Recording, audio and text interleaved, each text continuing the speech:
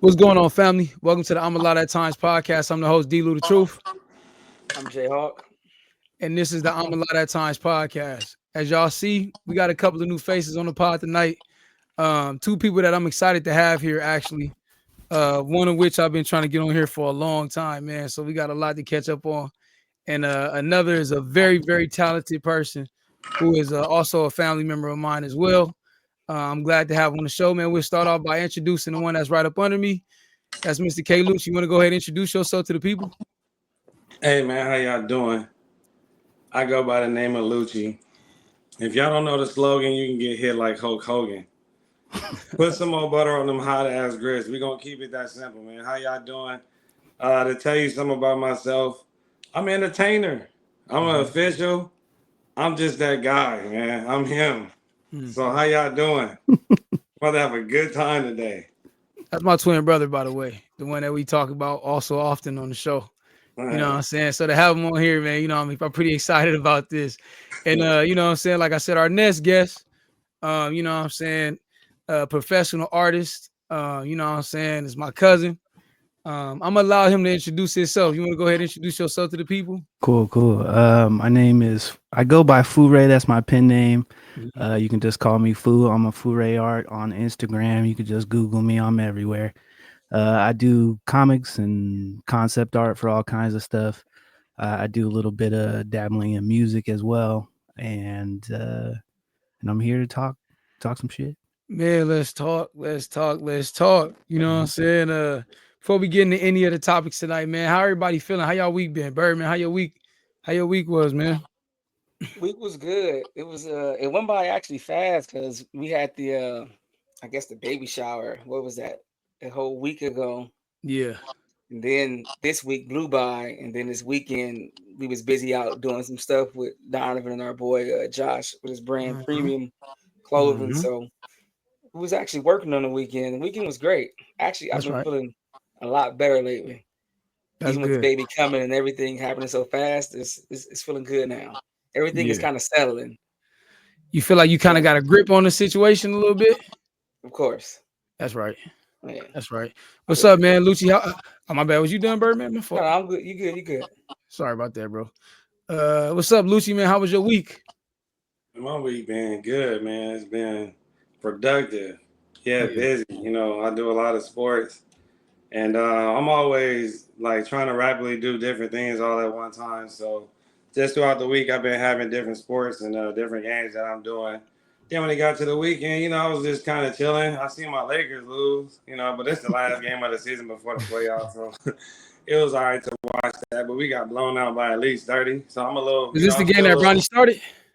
Yeah, you know, he did all right. You know, Ronnie, hey, he got a bright future. I'm happy for him. You know, I want to give him, you know, he just need his time. But when he in the G League, he be killing. When he come up there, he get his threes. He had, I think he was 50% this year. So it's gonna be looking good in our future for my man Bronny, man. I got his back. That's right. What's up, fool? How was your week? Man, I've been doing taxes all week. What? This shit is whack. Yeah, dog.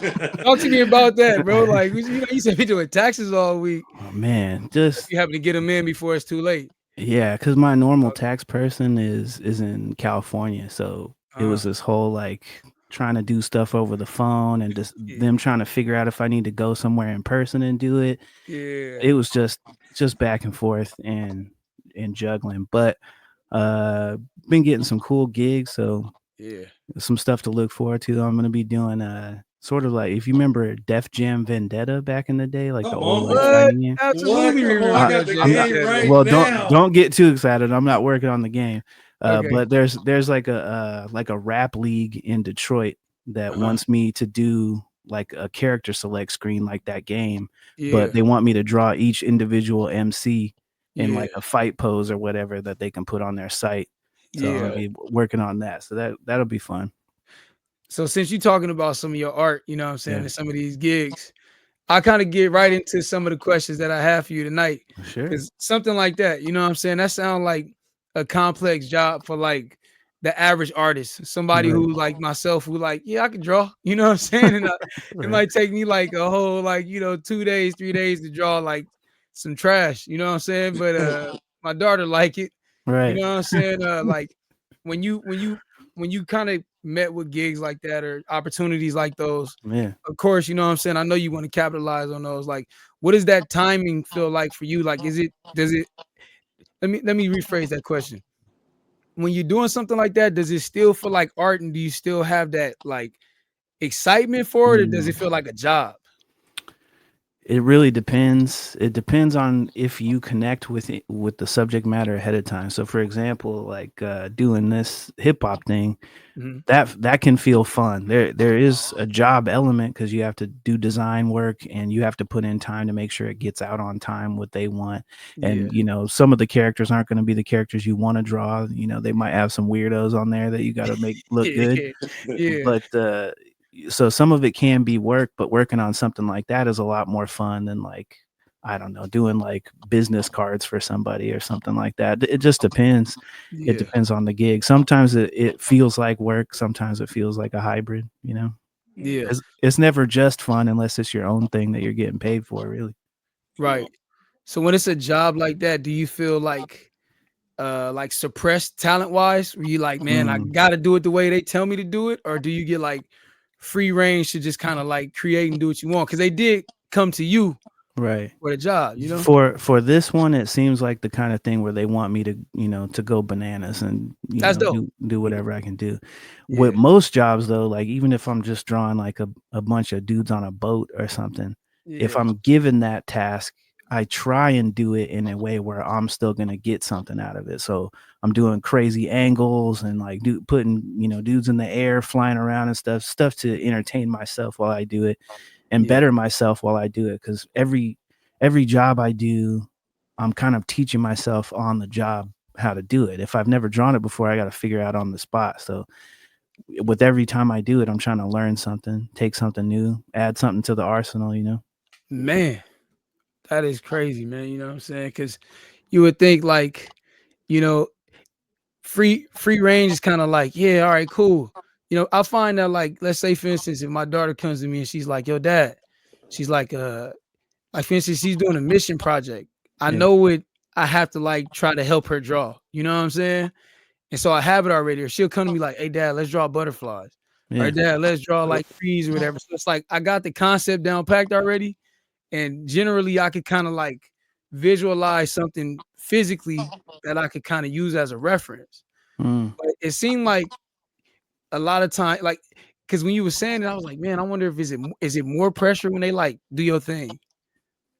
Sometimes yes, because if a client super doesn't know what they want, Yeah. then it can be frustrating because then you're like, okay, I made the dopest dude on a boat I could do, and then you send it to them, and then Yeah. they go, well, actually, we were hoping it would be more like this and this and this, and you're like, well, I mean, you didn't say that shit at the beginning, but let's figure it out.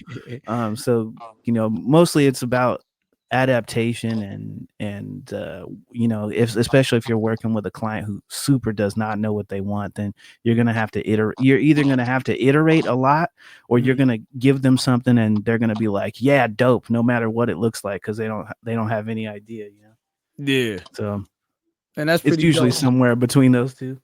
Man, that's pretty dope. I mean, at the end of the day, you still get to do something that you love. You know what I'm Right. saying? Like, I just, well, a lot of people don't know this, but Fool Ray, he did my cover art for my first and only mixtape my first in solo mixtape that I have Mm. out. And man, I got the opportunity to kind of sit with him while he drew.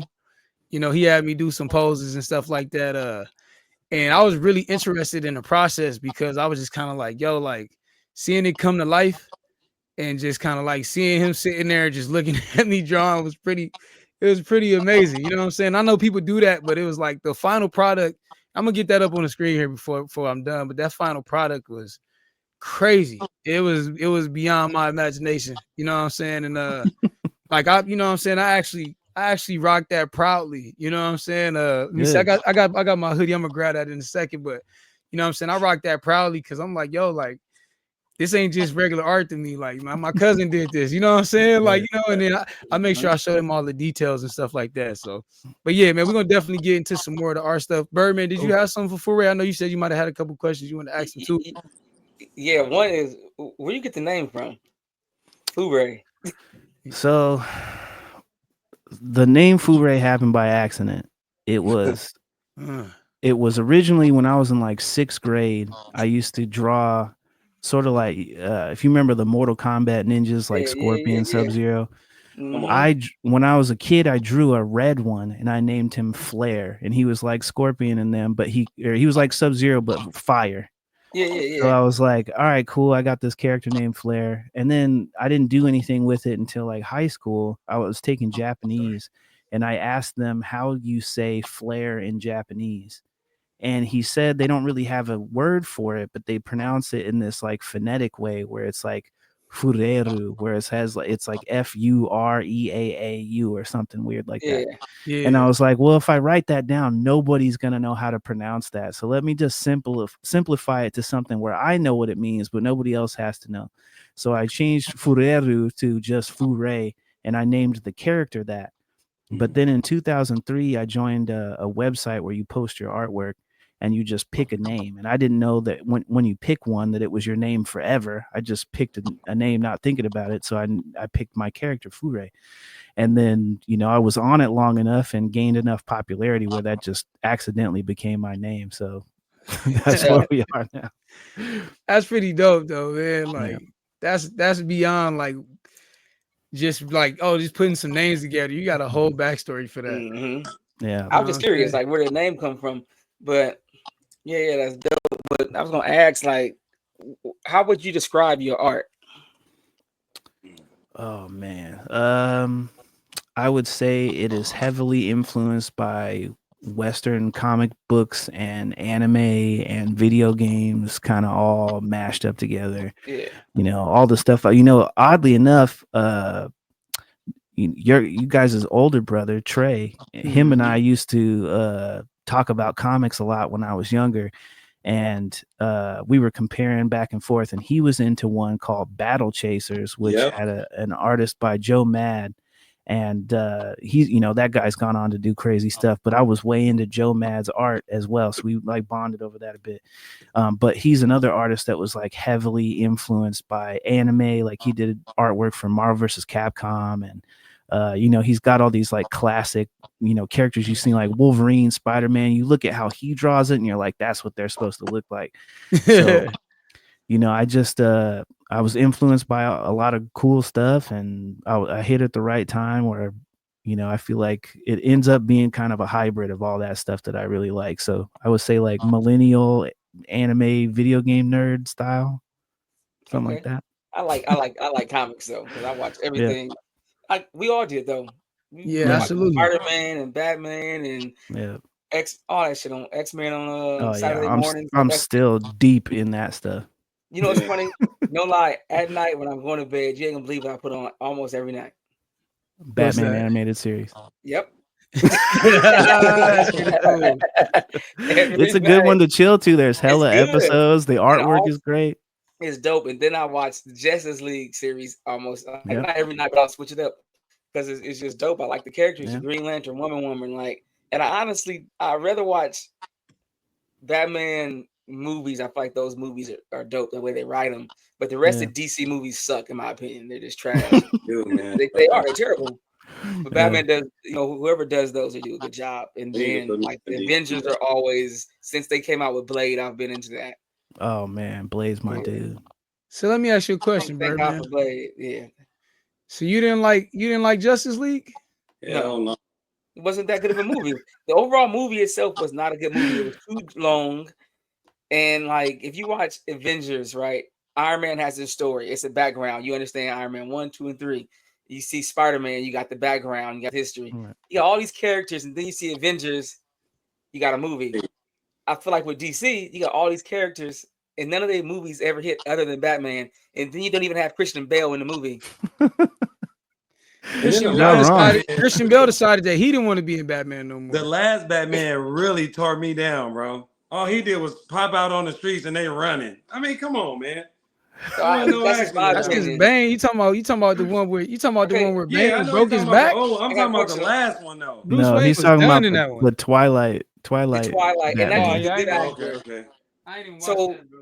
Did y'all see Flash? I couldn't even watch that one. I saw the Flash. It was terrible. It was I didn't see the terrible. Flash. It was I kind terrible. of like the I watched. action of it, but the Tunnel Wall movie it was trash, bro. I Yeah. will say this: DC does a good job of putting TV shows. They have a good series. You Yeah. watch Gotham, or you watch Arrow, or something like that. Flash. The Right. actual series is good, but the movies Mhm. just don't hit. Yeah. I would agree. But I watch. they got a new head over at the DC studio, so everything coming after this new Superman that's coming out is all new people in charge. So here's hoping it ends up good. I hope it's good because my brother just told me today that he started watching. Is Daredevil Marvel? What is Yeah, Daredevil? it's Yeah. Marvel. Bro. Okay, well, never mind. It's good. So Hey, never mind. It's like, not DC. Marvel just do a good No, job. Daredevil is if you like Batman, you should check out Daredevil Yeah, it's because like it's a good it's series. it's that street level crime fighting but it unlike Batman, he doesn't have any gadgets or anything. He's just beating your ass in an alleyway. So Yeah, A and he said blind dude going crazy. the yeah. oh villain's yeah, I was very getting beat good in up the by a movie. blind dude. Yep. That's crazy right You got there. Stevie It's Wonder like whooping Stevie your Wonder ass. FaceTime you talking about Steve. The current season, somebody even called him Stevie Wonder. It was fucked up. Hey, remember you in the comics? I watched. What was the black dude? Remember the comic? It was There's a on lot of them. Netflix. Luke Cage. Luke Cage. That's Oh, what I'm Luke Yeah. saying. Cage, come on, I bro. actually Yeah. enjoyed the series. That's part of the Daredevil universe. So he's Yeah, those series are connected. yeah, I actually Do you enjoyed ever that. think? That it'll be a chance that X-Men and Marvel will come together like in the soon time? Oh yeah, they're doing it already. They're filming it. They're bringing a whole bunch of the OGs back. Professor X, Magneto, Cyclops, the guy who played Storm. Nightcrawler. They didn't announce Storm, but I won't be surprised if she shows up. Do you think Black Panther and Storm will end up meeting each other like it is in the comic? If they do I that, wish. it I won't be hope. Halle Snaps. Berry. It'll be like a rebooted younger Storm that meets T'Challa's kid It'd be from Dochi. the most I just recent want to see like Marvel. her put the storm out and he just go I would love banana. I just want to the storm would just go up and he just go bananas on it. That'd be hard. I just always wanted to see that. You know what I'm saying? But They'll give it to us eventually. I think they would have gotten to it if Chadwick hadn't have passed. So Yeah. I think man, they God now rest his that they soul. got the new X-Men coming in, I think they'll get to it. Okay, they need to I put don't me. know, man. Go ahead. They need to put me in No, there. I got a question for Keenan, and this is off the topics of comics and No, go ahead. DC Marvel. So Keenan, you officiate every sport, right? every damn sport, bro. Oh yeah. From little league to high school, And sometimes I got a few chances to do a little college. do a little college. So, what's your favorite sport to officiate? Like the most entertaining, fun overall. Like, I know what he gonna say. Man, baseball, bro. I was about to say, I know you're gonna say baseball. I'm really? not, and I'm gonna be honest with you. I don't even like wearing the gear, bro. Like sitting behind that plate, I'd be like, damn, I don't feel like wearing this gear today. But like when the game start, for some reason, I don't know what it is. It just give me that adrenaline. The reason why I like doing sports, and I mean, one, I like to talk, and then I like to, sometimes be like a counselor behind the plate. And so some kids be up there mad, they be upset. So it just give me a chance to kind of talk to them like, hey, bro, if you back up in the plate a little bit, you'll be to hit the ball, you early. So I'll just be talking mess in the back. Sometimes I even get into it with the parents. I've never kicked out a coach before. If they want to go at it with me, we go at it, bro. I'd be happy. But like out of all my sports, the reason why baseball is the most fun, I mean, growing up, that's like the number one thing I played. But honestly, it's something that's like chess. You get a chance to kind of like pause and see everything. You know what I'm saying? You can observe everything and what's going on, and then it kind of give you a chance to like see everything play out. Mind you, like when I think the next one I really enjoy and I feel like I can go further in is in football, is because it's like the same thing. It's like a stop and go kind of momentum. So it give me a chance to observe and see stuff. But like sometimes I get caught being in the game. Yeah. But if it narrows down to what I would decide to do, those would be like the number one would be baseball. Hopefully they'll keep me on the bases so I won't have to put on no pads. And football, it's just man, I done seen some dudes get whopped, bro. Like They done called me up like, why you didn't throw that flag? I'm like, I didn't see it. But on the camera, you see me like reacting like, damn, like Hey, can you imagine? Can you imagine striking out and then the referee giving you a lesson on life and shit? Like he called a strike on you, he called a strike three. Like strike three, he like come here, dog. Sometimes you have to just strike out. I had You know a what I'm dude saying? behind me. It's like I when the had game a losing game strike out and recently shit. where I called a dude out. I called strike three. You know, I'm kind of loud on it too. So the dad was in the background. My shit be like The parents want to be in the game more than the kids do. He like, hey, that's a little outside, man. I'm like, I hear you, man. So he keep talking. So then the team, they losing by like 17. So the head coach, he come out, he talking about something. Hey man, you need me to talk to the parents? I'm like, no, I got this. So I just turned to him. I'm like, look, man, that's outside. I said, dog, if I said I got my gear in the trunk right now. I said, if you came and throw it to me right now, I said, I swear I'd knock that shit over the fence. And I was like, let's just keep the game going. Bro, the next day I got called and got a complaint, dog. So I gotta watch, you know, sometimes I kind of be in the midst of still, you know, being that player that I am. But I really enjoy sports. Like I found some of the most incredible things and opportunities that I've had. And, you know, just coming up with jokes. I be cracking jokes on kids and all that, dog. I see some stuff, man. So that's what I was about to ask you. Like we know that we. Bad, Oh, go ahead, Bird, man. Go ahead. No, I was gonna say we got a friend of ours. It's mutual friends of Donovan's and my fault, D-Lou and Lucci. Man, I'm Donovan. That literally officiate in the majors. Yeah. Oh, so I can take this. So is that your goal, Keenan? Is that where you're trying to get? You know what, man? Shout out to my boy Malachi. When he started initially when we was young, I never even thought like, you know, I'm a sports player. I'd never be official. But like when I got my first time to actually call somebody out or throw a flag, bro. Good, huh? That felt good. Like you just anything you going through all day, you just take it out on the field, bro. The coach, he even did nothing wrong. He just stepped on the field 2 feet. I'm throwing a flag. Hey, that's a warning, bro. You need to stay back. You start acting like you just get back. I mean, get back. Yeah. But I say like once I got that opportunity, I started understanding like to control anger and control how to speak to people. So that like it became much better for me. But like I don't know, dog. Like that feeling to just have that control. Sometimes I feel like it's overboard. Everybody's still there. And you know, yeah. And when I was like mentioning Malachi, I was down in Chicago. I was doing basketball game. Me and Malachi, we saw each other up in we actually was in Milwaukee. I had to drive into Milwaukee to take my flight out.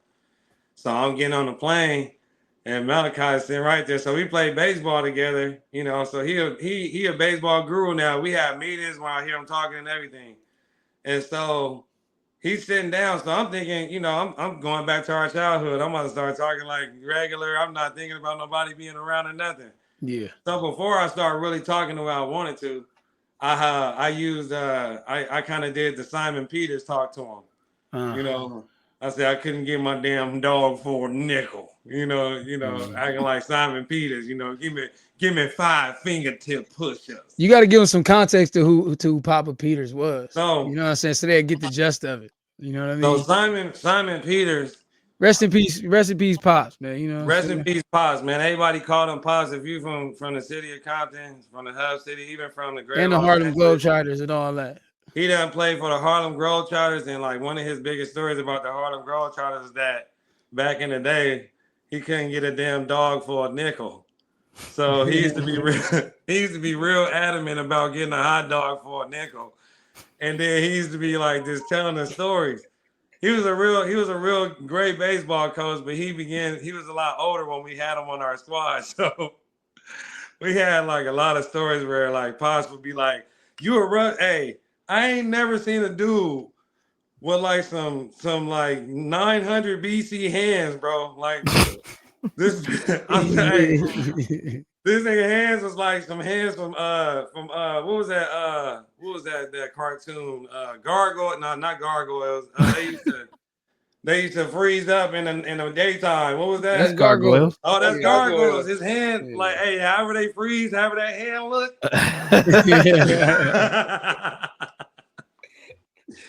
So you were trying to shake his hand. So you used to like form your hand. He trying to get us do push-ups like him. We like, we ain't doing like this. Yeah, like hell no. Like you gotta do him like this. You like, and so he used to have a whole bunch of stories like that about him being a baseball player. His son played baseball, but he played for the Harlem Globetrotters. And I'm not gonna lie, he used to talk about it a lot. That I did my research and really was trying to find out like when he played. But he was a real good baseball coach. But he used to be on our head about anything that we did, and he never even called me by my real name. He used to call me Keenum. God damn it, Keenum. He used to say that all the time, dog. Yeah, he didn't like Keenum ass. God damn it. He wanted to really whip Keenan ass. You know what I'm saying? But yeah, that's why I mean, like, even the stories with him, it was a dude that Marcus Miller. My man Miller had he smacked him in the button through the glove of his chest. Yeah. He was like, come on, and smacked him in his chest. He was like, man, don't you ever put your hands on me. I'll take you to the gym and I'll wear your ass out. He used to have that little voice, whatever, man. So like that's gonna be one of my skills that I'm gonna bring out too. I've been practicing on that. So look, I wanted to get into that because we talk about sports, but you actually do comedy. You know what I'm saying? And I seen you in a music video not that long ago. You didn't even tell me about it, but you know what I'm saying? I saw you in the video. You know what I'm saying? What got you into comedy? I feel like I kind of know because I've been your twin my whole life. I'm not gonna sit here and act like I don't know that. But I never knew that you was really gonna like go full-fledged with comedy when we was younger. You know what I'm saying? I mean, when I was born a minute before you, I realized in that minute. Shit, you was not. You was 50 seconds before me, bro. 50, like I knew it was a traditional birth, so I think I was supposed to be the oldest. But go ahead, you know what I'm saying? So I think comedy, honest to God truth, I think comedy came from the fact that, like, man, you used to roast me a lot. And like, I used to get roasted in the house all the time, man. But like Donovan or D-Lou, he can sit there and observe stuff, and he can just say like one thing, and he can have the whole room laughing. Not you. For me, I'm like, I'm a good storyteller. It's like a hit or miss. If somebody give me some good jokes, I let them keep giving me, and then all of a sudden I warm up and I just won't stop. But like when it comes to my twin, I don't know why, man. It's like sometimes I just have a blockage, but he just keep going. I'm like, damn. So you gotta look at it. You gotta look at it like this. When you got a twin brother, you get to study another person, especially if you like a analytical person. You know what I'm saying? You just observant. You like watching stuff. You get to just watch a person all day, every day. And honestly, because you giving me all the credit, but Keenan is. Let me tell y'all a story one time. This shit was crazy. Because Keenan got plenty of stories like these, and you hear what he's saying, but it's just like, to his point, like I might come with one joke, but the continuing joke and all that, I just try to make sure the joke that I hit, that it land, and that, what I'm saying, I execute. So it's like, that was a good one. One time we was at like a summer camp, man, and this chick was on Keenan head, you know what I'm saying, going crazy.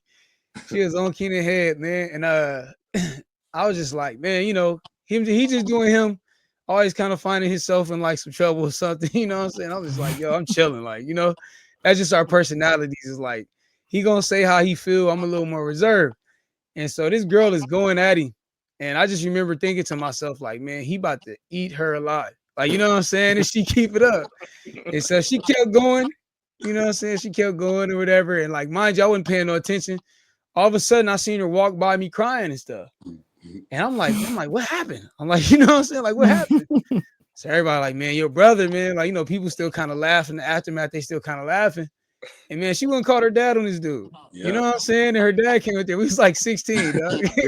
And I just was like, damn, like, I was like, when that happened, I was like, all right, he had a different level of comedy. Like, yo, she wouldn't call her fucking dad on us. Like, you said something crazy. How do you go call your dad crying over a joke? Yeah, but you started it though. That's the crazy part about it. I wasn't even trying to be disrespectful neither. She just kept like, mind you, like when we was in school, I used to wear like Chucks. And I wasn't really fitted like I, try to wear outfits and be doing my style now. So I used to wear like a lot of Chucks, man. So like It's what you can she would like afford. crack jokes, but like, with me wearing a size We two that I all that's all wear, we could afford. Everybody, you know it's what I'm saying? $25 Like I chugs. couldn't, You and know what I'm hey, saying? look, right now I'm Every like, damn, color. Chucks cost too much. I remember when Yeah, it they was forgot where they like came a from. dub, and They so went and got bougie on us, everybody. You know what I'm man, saying? like they don't know who made them. like Like, it's damn. so she was going at me, and I kind of warned her. I'm like, I don't disrespect women or anything like that. I'm like, but man, you gonna keep talking about me. I'm just gonna crack my jokes and keep going. Mind you, the whole time she was talking, I'm just looking like how D. Lou saying analytical. He looking, I'm observing. So I'm like, I already got some jokes to punch, and from then on it just went. And the reason why I think I began to like comedy is because it's a form of expression of you just don't give a fuck. You get to say what you want. And Yeah. sometimes, like a lot of times, I want to go on social media and just say a lot of stuff, but then because of our morals and understanding of what we've been taught, sometimes I don't really say too much. But like now, I'm just like, man, it's funny. It's an act. It's not something that people gotta really take serious. And if somebody really want to take something serious, it's best that you interview or get a chance to speak to somebody, instead of just sitting there being judgmental. But doing comedy, you're gonna be judged anyway because you're saying shit that nobody else is gonna say. So All right. like, go ahead. So look, I got a question for everybody right now, right? Okay. Got a question for everybody because we all artists of some sort. You know what I'm saying? Like I'm a artist, I do music, you know what I'm saying? I'm trying to get into like more to like acting and stuff like that a little bit as well. Same thing with Lucci. He do Man. comedy, music, you know what I'm saying? Fool, he do music. He also is an artist, you know what I'm saying, with the nasty, with the paintbrush and all that. And then Birdman, his body sculpting, you know what I'm saying? He's an artist as well. He just acted, he did some acting yesterday, by the way. You know what I'm saying? Shout out my boy Birdman, you know what I'm saying? Just got a gig yesterday he did, you know what I'm saying? And so my question, y'all, is this, like, because Keenan, you said something that I think that we all might struggle with. I don't know about this guy as much, you know what I'm saying? But I know that, like, we all kind of struggle with. Um, when you're an artist, you're very like conscious of like your perception, right? Everything you put out, it got to be like signed, sealed, stamped. A lot of times, because you was like, man, I want to get on social media and I want to say X, Y, and Z. My question to everybody on here, and let's start with somebody else. Come back to us, Lucci, because we hogging the mic. But my question, y'all, is why is it that you feel like you can't just be raw and just be yourself with every time you step out, like, you know what I'm saying, or present yourself?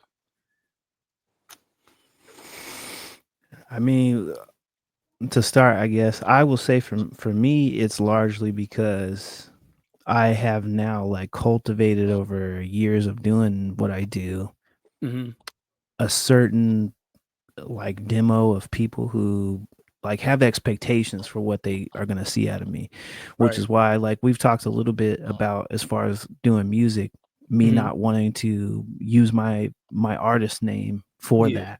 And that's largely because I feel like people are not expecting that of this person, this persona that I've built. And I want the freedom to almost be somebody totally different than that character I've cultivated. And if I'm going to be wild online, I kind of, I feel a little bit of like a super villain arc coming from myself. And so I'm worried about saying something too real online. And we're kind of in a culture right now where people get butthurt over stuff all the time, like talking about doing in the comedy scene, like it's even worse. They you can say what you want, but there are potential consequences to that. Like people love cancel culture these days, and they're trying to sling that at anybody and anything that is offensive to them, and people get offended by almost everything now. So it's a tricky thing to navigate, and especially if you want to be honest. Like I think that's why it's like, yeah, you can have your online persona and you can say what you want, but I feel like people really kind of keep that the real honesty to like a cultivated group of friends and family. And you have a certain pocket of people you feel like you can be the realist too, even if you feel like you're keeping it real online. Yeah. Like you're probably only doing that up to a certain degree. Yeah. You're not going to air out your own dirty laundry on the internet just because you're Yeah. keeping it real. I feel like there you kind of have to strike a balance between what people are expecting of you and what you expect out of yourself. Like what do you want out of your kind of online presence, I guess, if you're trying to talk in that space. Like, I would love to. I used to, when I was podcasting before, I used to do like movie reviews and stuff like that. And, I would love to get on and just like, I just saw whatever movie these are my thoughts about it. Here's, 3 minutes on what I thought of this movie. It was great or it was dog shit or whatever.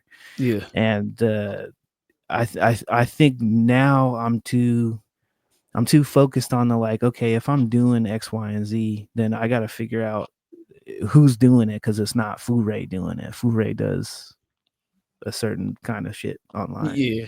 Yeah. So I think that's what it is for me. But I don't know what it's like just to be like that on your own personal thing if it's not being used for marketing what you are trying to get out. Yeah. So You want to add something to that, Birdman? You want to? Yeah, I was gonna say, like, I think with all the cancel culture, and you can't please everybody. mm-mm. And I don't think you should ever try to please everybody, because no matter what you do, there's always going to be that side that doesn't agree with what you're doing, right? Mhm. So I think it's always cool to stay true to who you are, but also there's always, I think, always a way to say something, like keep it real, but say it in a way to where people understand it and you're not offending anybody. Right. But the way you say things and the way you approach people and the way you do it makes all the difference. Like, you could say fucked up shit, I think, in a polite way. Yeah. It may Right. sound funny, but people do it all the time. Mm-hmm. So it's not like you being fake or you being phony or you what's the code switching or whatever the case may be. Like, Yeah. there's a way you can still be you 100% authentic and talk to your audience and be like authentic, because at the end of the day, it's impossible to please everybody. Jesus It's was perfect true. and they hated him. It's true, but I think there's that old like the Bambi, if you can't say something nice, don't say anything kind of Mm-hmm. mentality. And I agree with that to some degree, but like Mm-hmm. I also feel like it's important to like, especially with if you're talking about your reference to art or something like that, somebody Yeah. dropped a new album. I want to be able to say this album was whack to me for A, Yeah, that's B, what I'm and C saying. reason Yeah. without being like, oh man, I'm really gonna hurt fill in the blank guy's feelings. That's what I'm saying. Yeah. Yeah. you know. I But What's feel up, Yeah, Luke? yeah. exactly. I feel like, man, I wear my heart on my sleeve, man. Meaning, like, I'm not afraid to express or even be in a wrong or anything, because it's more sides to many stories that people tell. And the reason why I got into comedy is because growing up, you got to have a certain persona for people to listen. And what I have for people to listen to honestly comes from a genuine part of me. So, like, I'll say something, well, I might be upset about something, but I'm gonna have a logical I would say, what word was I thinking? Or I would just say I'll have a logical presence of what I'm trying to say in a joke form, if that makes sense.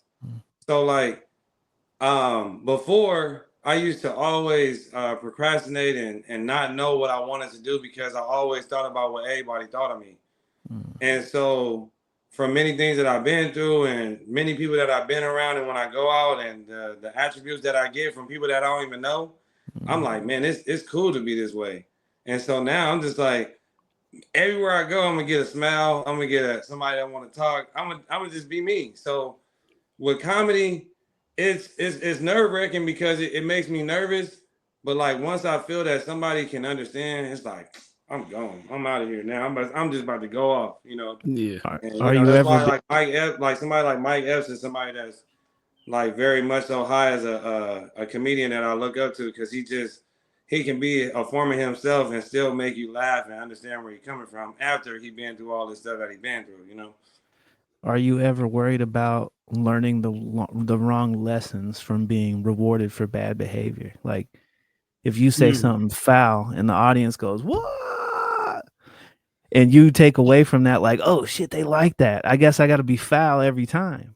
Like, are you worried about like learning the wrong lessons from getting that response? Like, it's like rappers are putting out beef tracks and you say some viscera about, whoever, and then the clicks are insane because they want to hear that shit you're talking about that guy. Maybe you learn the wrong lessons from that. You become like 50 was for a while, where it was like every diss track to everybody who's out here, anybody who raps is getting smoked. And maybe that's cool, but 50 got shot a whole bunch of times. So what? I don't think 50 has ever changed. He's still Nope. an a-hole. He's still Nope. trolling. He don't care. I think the lessons out of it. That was a hell of a question. I think the lessons that come out of it, the wrong lessons to me are the experience that people are maybe afraid to even want to talk about.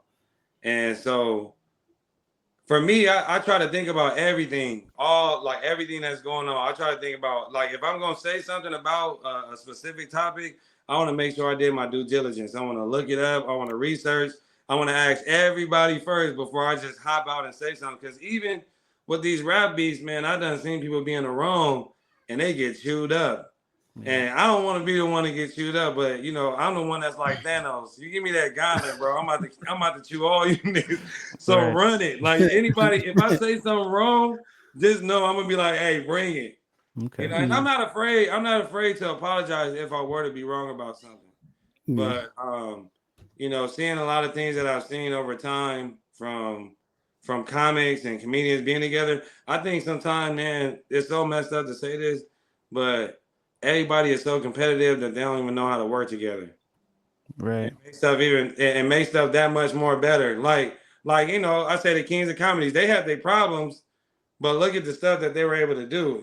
So I wish, if anything, the wrong lessons out of anything that I would learn from it is that I hope that if it were to be anything, I can bring a commodity of people together so that we can make something much better than what it is.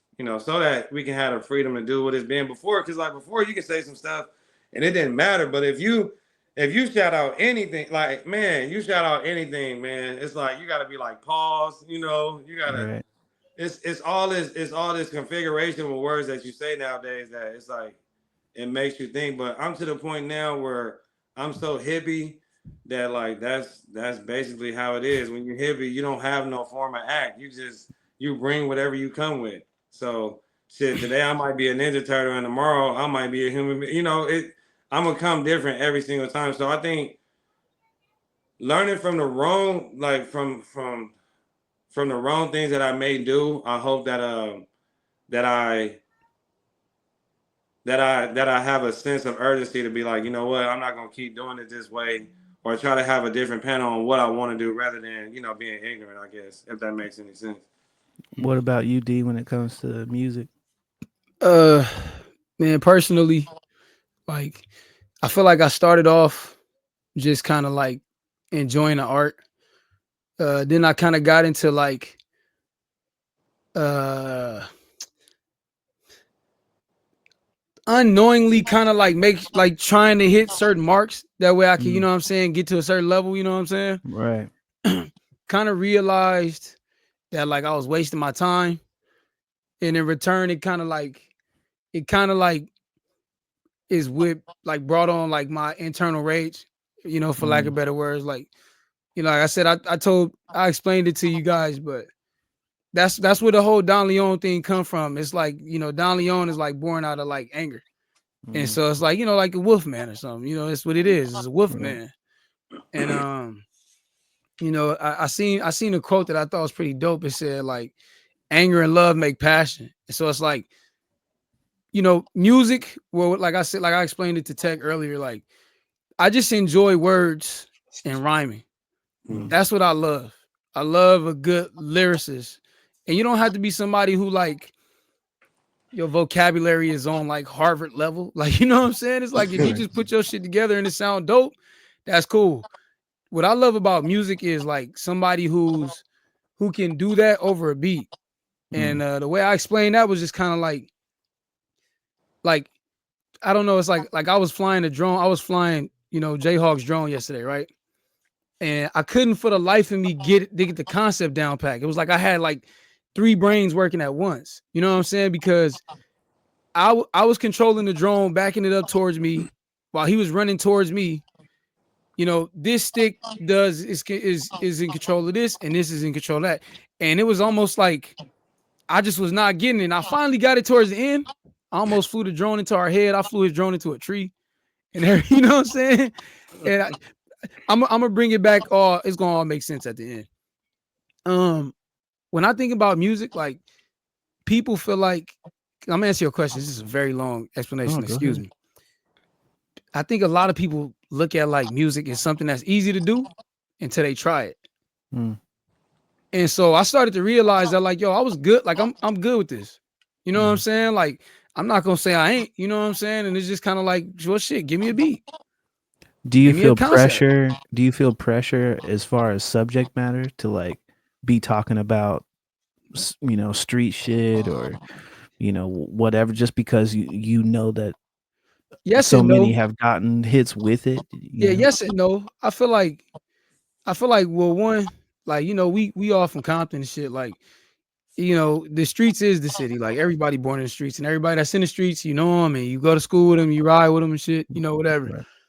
I don't think that shit is cool. I never really thought it was cool. Right. I never thought it was, something to glorify. Not only that, like, shit, I'm a firm believer in like, the energy you put out come back to you. So right. I'm a family man, you know what I'm saying, who gonna protect my family at all costs. I'm gonna protect myself at all costs. Like I'm not a tough guy. I don't want no problems. I don't want nobody playing with me and shit. Like, because at the same time, it's like I don't take threats lightly and stuff. And I'm just saying all that to say, like, I don't feel that pressure. I don't even want to be associated with that shit. Right. Like, it was a trip because in the beginning, I was like, yeah, we're gonna have a sign for Redwood. I'm gonna call myself the General, all this kind of shit. And then it's just kind of like I started really looking at my surroundings, just seeing how the politics and how everybody, it's just like, damn, I still rep my Redwood, but it's just like you just be conscious of everything. You gotta be, because it's like, like you're a rapper. Every city you go to, every state you go to is different politics. Like, do you really want to be the tough guy? Because you could be the baddest person here, but then when you go to New York, you got to deal with the baddest people there. You know what I'm saying? So I don't feel no pressure when it comes to that. The only pressure that I feel is that I'm being like, the only pressure I feel is just me being authentic and genuine. I like for my music to have not just a concept, but like for the music that I present to people, for it to be able to do something for somebody. Right. You know what I'm saying? And a lot of times I'm speaking from a very confident, like point of view, which a lot of people I think present their music, but I just don't be feeling it. Like, people got songs like shit, I'm the man, right. But it just don't feel like that's really how they feel. A lot of times that feel pushed. So it's like I would say I don't feel no pressure subject matter. But I will say, to touch on what we were talking about earlier, lately I'm on this you could call it like a journey, whatever, where I'm like, I'm gonna be a little more like not edgy, but like I'm just gonna do something that I wouldn't normally do. And it all comes down to like obedience for me. Right. It's just kind of like, it's like, like, man, like, all right, because you said something that I thought was pretty dope. I wanted to tap in when you said it. You was like, do you feel like it's gonna be any consequences that come with that? And then not only that, you was talking about the difference between like fool and then like your rap image, right? Yeah. And I was just kind of like, like you could have 10 different personalities in one person. Yeah. And it's like at the same time, it's just kind of like, and Birdman is good. Like our friendship is kind of built off of this. Correct me if you think I'm wrong, Birdman, but like we're very like blunt with each other. So he like, I might say, hey man, we having a barbecue at the crib on Sunday, bro. Like he might just be like, I don't feel like coming. Like, yeah, I'm not Right. coming. And it's just like, some people be like, damn, like that was so rude. Right. But it's like, I get it though. It's like, yo, you don't feel like coming. And it's like, Right. so I might hit him with the same thing. He might be like, No yeah, hard man, feelings. we doing this, we doing that. Woo, woo. I might be like, yeah, I think I'm gonna chill, bro. And it ain't no hard feelings. So it's like, I'm gonna say this so I'm not getting too long winded, Pastor Mike. I feel like I only want people that want to like fuck with all sides of me. Like, you know what I'm saying? Because like when I first started rapping, my mama was like, shout out my mama, she was like, your aunties, and not moms, but like some of our other aunties, you know what I'm saying? Because mom's always supporting and she understand, I feel, you know what I'm saying? But like some of my other aunties, like, yo, he's saying the N-word too much. I can't believe he's saying that. But like at that time, like I already had 2 kids and I was married for, you know what I'm saying? And I was Right. taking care of my own shit. And so it's kind of like they not contributing at all. They just trying to take away from what I got to what I'm using to my advantage, right? Right. And so I told my mom, like, mama, I just like, you forgot I played football and I was born and raised in Compton and shit. Like, I didn't say it like and shit to her, but I'm like, you forgot, like, I'm a grown man too. Like, and I respect what they saying, but it's like, don't listen to it. I love you, but don't listen to it. Not my mama, but like to them. And then my mom was like, she came to me, dog, and she was like, I was listening to Kendrick Lamar album the other day. I was listening to Kendrick the other day. Huh? And she was like, now I understand what she's saying. I'm like, so it took you to listen to another nigga from Compton to be like, nah, I know I'm not saying like that.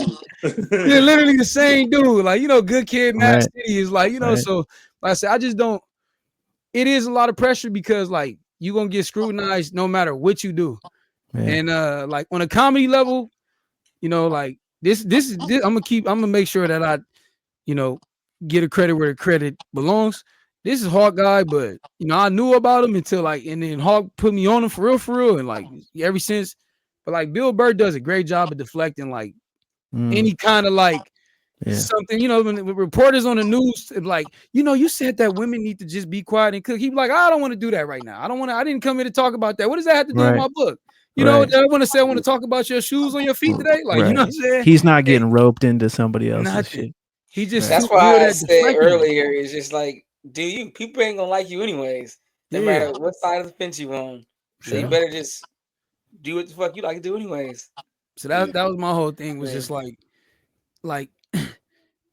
do you, and make sure that you make yourself proud. Like, you know what I'm saying?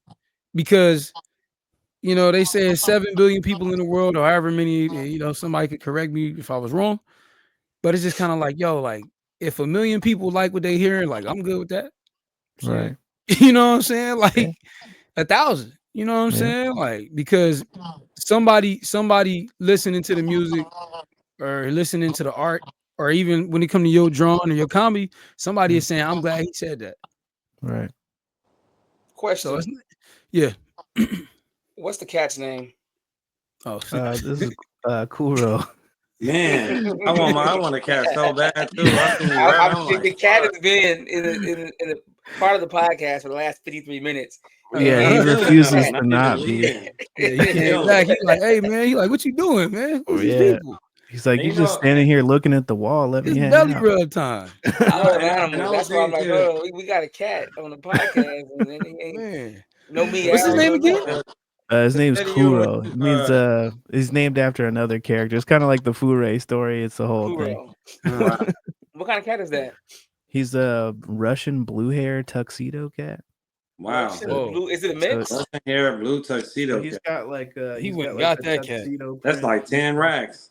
No, so no, actually, I got him from a shelter because back when I was in Seattle, I had a friend who called me up and he was like, "Hey, you should come down to the shelter. There's a cat here that looks just like you." And I was like, I don't know what that means. So I went down and I was looking at some other cats. They had like a couple of black cats, and I really wanted to get a black cat and name him Venom. So I was like, that's the plan. I'm gonna get a black cat, name him Venom. And then I was walking around and they had there was this little gray cat in the back of a cage that was just sitting by itself. And so I was like, let me pick that little guy up. And he sat in my arm like a football. And I was like, I don't know, he's pretty attached to me. I kind of like this guy. And then my friend walked around the corner and they were like, that's the cat that looks like you. Yeah. And I was like, they took a picture and I was wearing a blue-gray hoodie with a white shirt underneath. So I was like, we even came matching. So I was like, I'll take this one. Yeah. So I picked him up from a shelter like 13 years ago. And What's funny is I grew up in a house with dogs. And we still got a lot of dogs. My girlfriend got 4 dogs. I got technically 3 dogs. Dang. And I wasn't really ever really around cats till I started hanging out like really tough with D-Lou. And his mom is pretty much cat woman. Right. Yeah. I was about to say where we come from. Go ahead. I'm sorry. When I get my house, I'm getting the Maine Coon. Oh man, those things are huge. Yeah, it's because it's the biggest cat I can get. Yeah, a dog-sized cat. Exactly. Go get you a bobcat, man. Nah, I'm not getting no bobcat. Get you a little mountain lion. I love cats. I got cats tatted on me in my stomach. I love cats. Well, I can't have cats because my girl is allergic to cats, but I would have had cats. You know what I'm saying? I grew up with cats. Shout out to cats. When I see them, I be wanting to touch them, but I'm so conscious Shout of out her. cats. You know what I'm saying? Shout out a lot to of the people meows out there. Meow. It's really like it's really either nigga. it's really either love or hate with cats.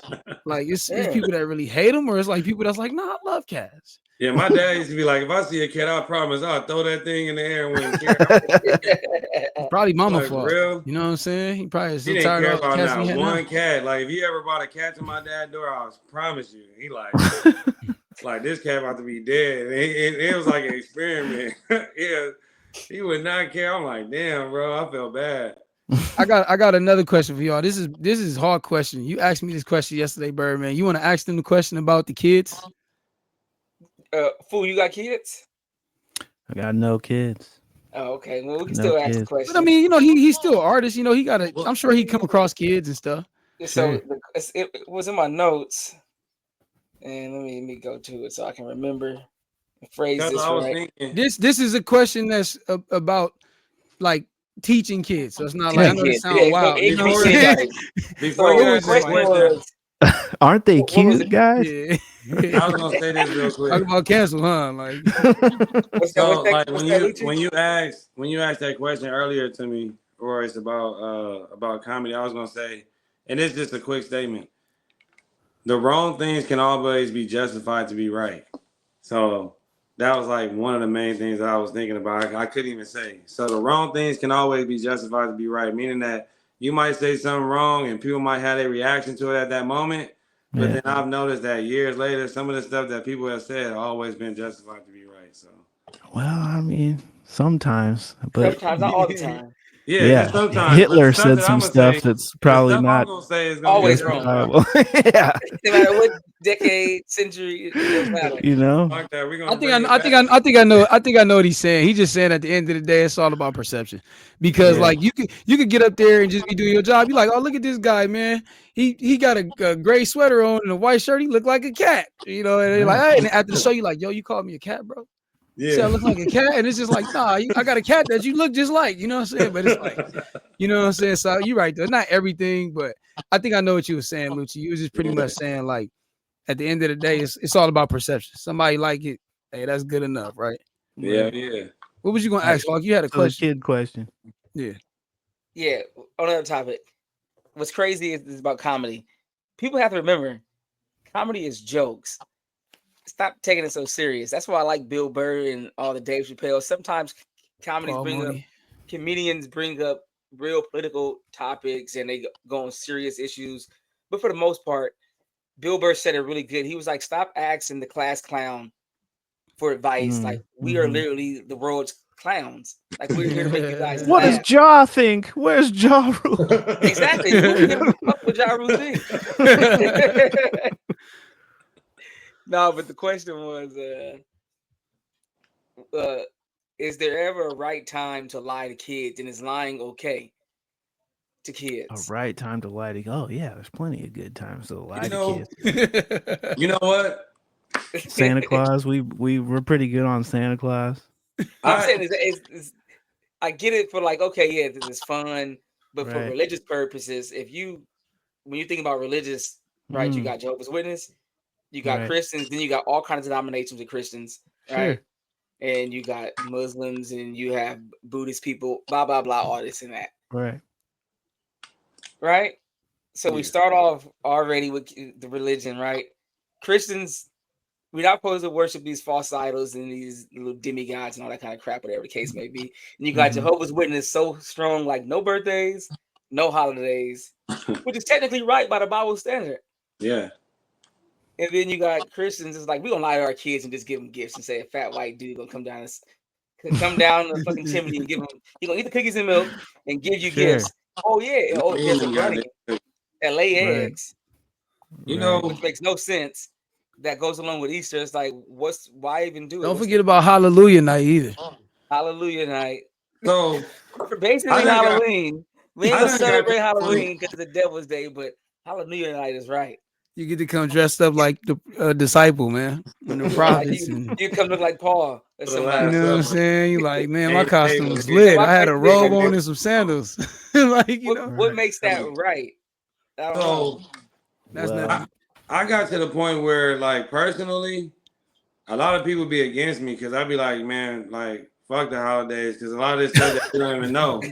Like, nigga, I just celebrated a New Year on April because everything is sprouting up, springing up and whatnot. But my birthday is a New Year to me. I don't give a fuck about January, honestly.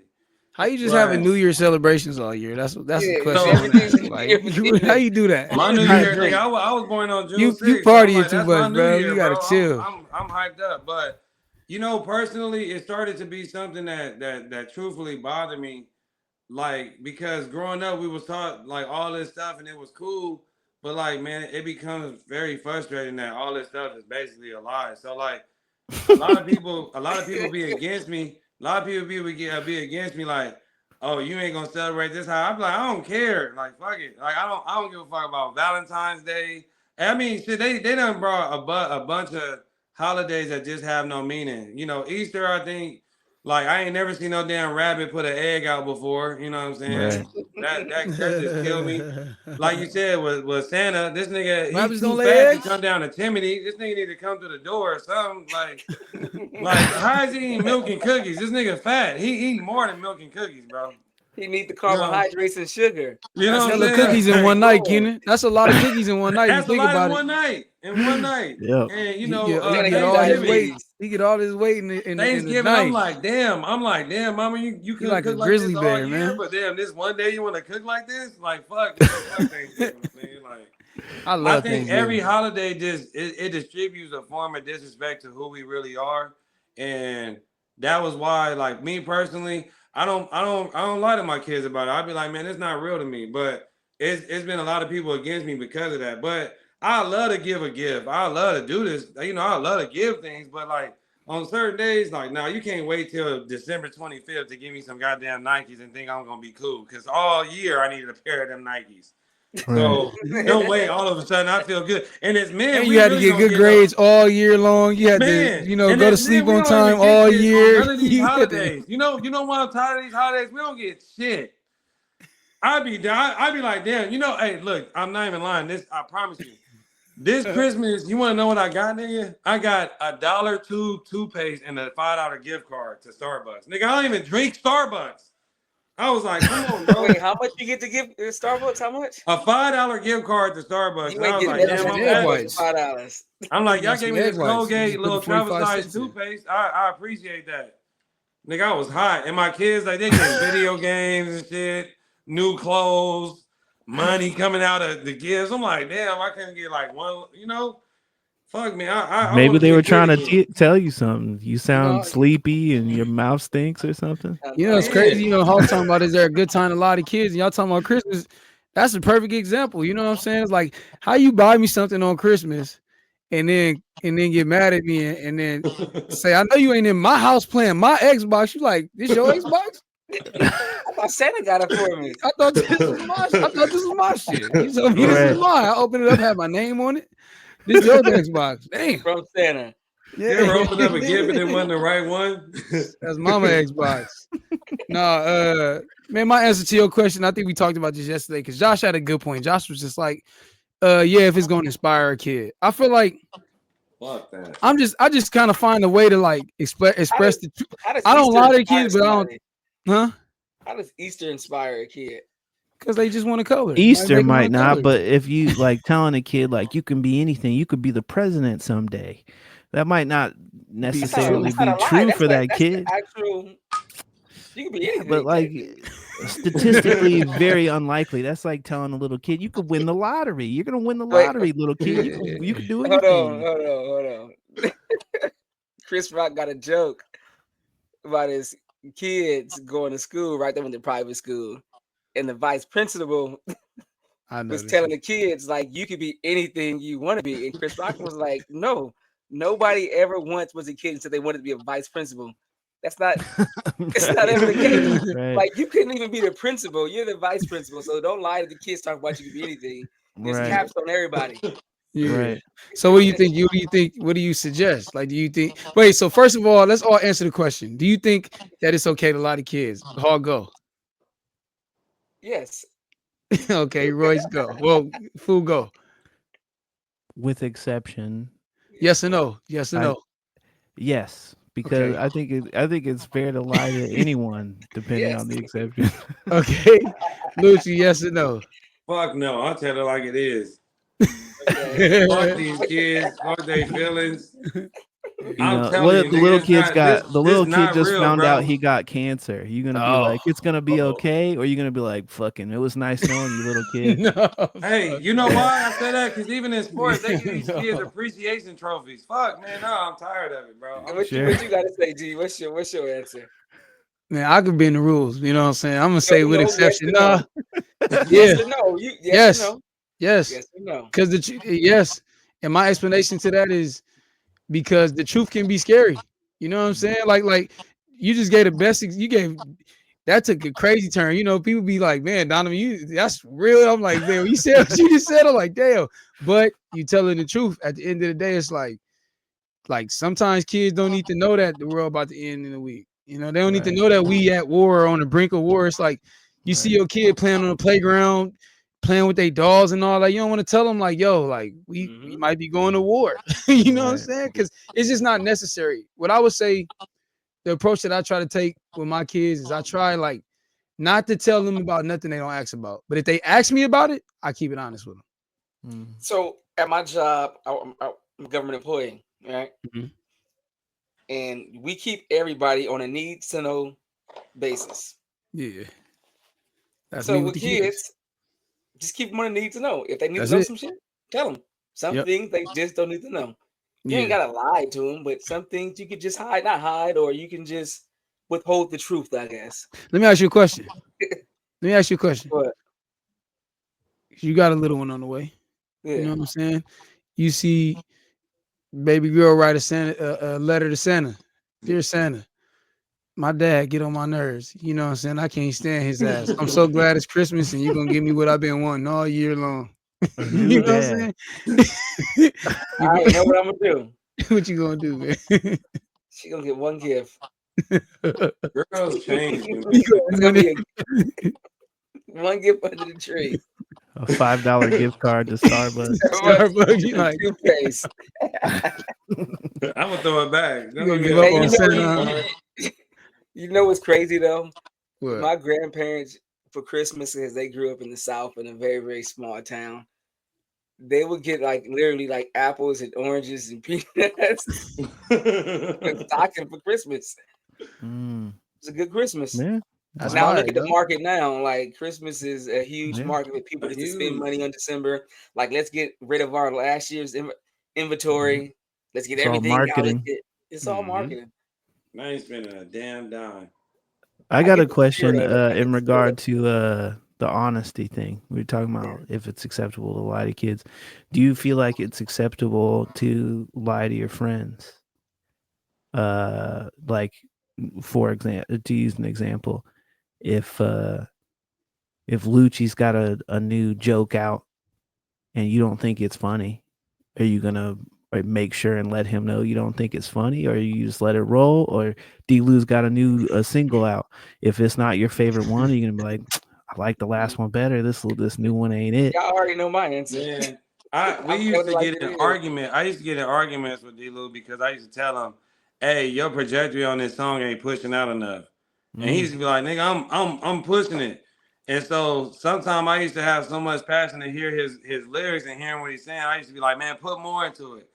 But like I just tell him like it is, regardless of I feel like regardless if it's gonna hurt, if it ain't gonna hurt because it's the truth, honestly. When it came to since we've been kids, we've always been blunt with each other. So I don't really feel that I would lie to them, you know, about any. I would tell them, man, that whole verse right there was weak, man. You need to change that shit. Like that shit was butt.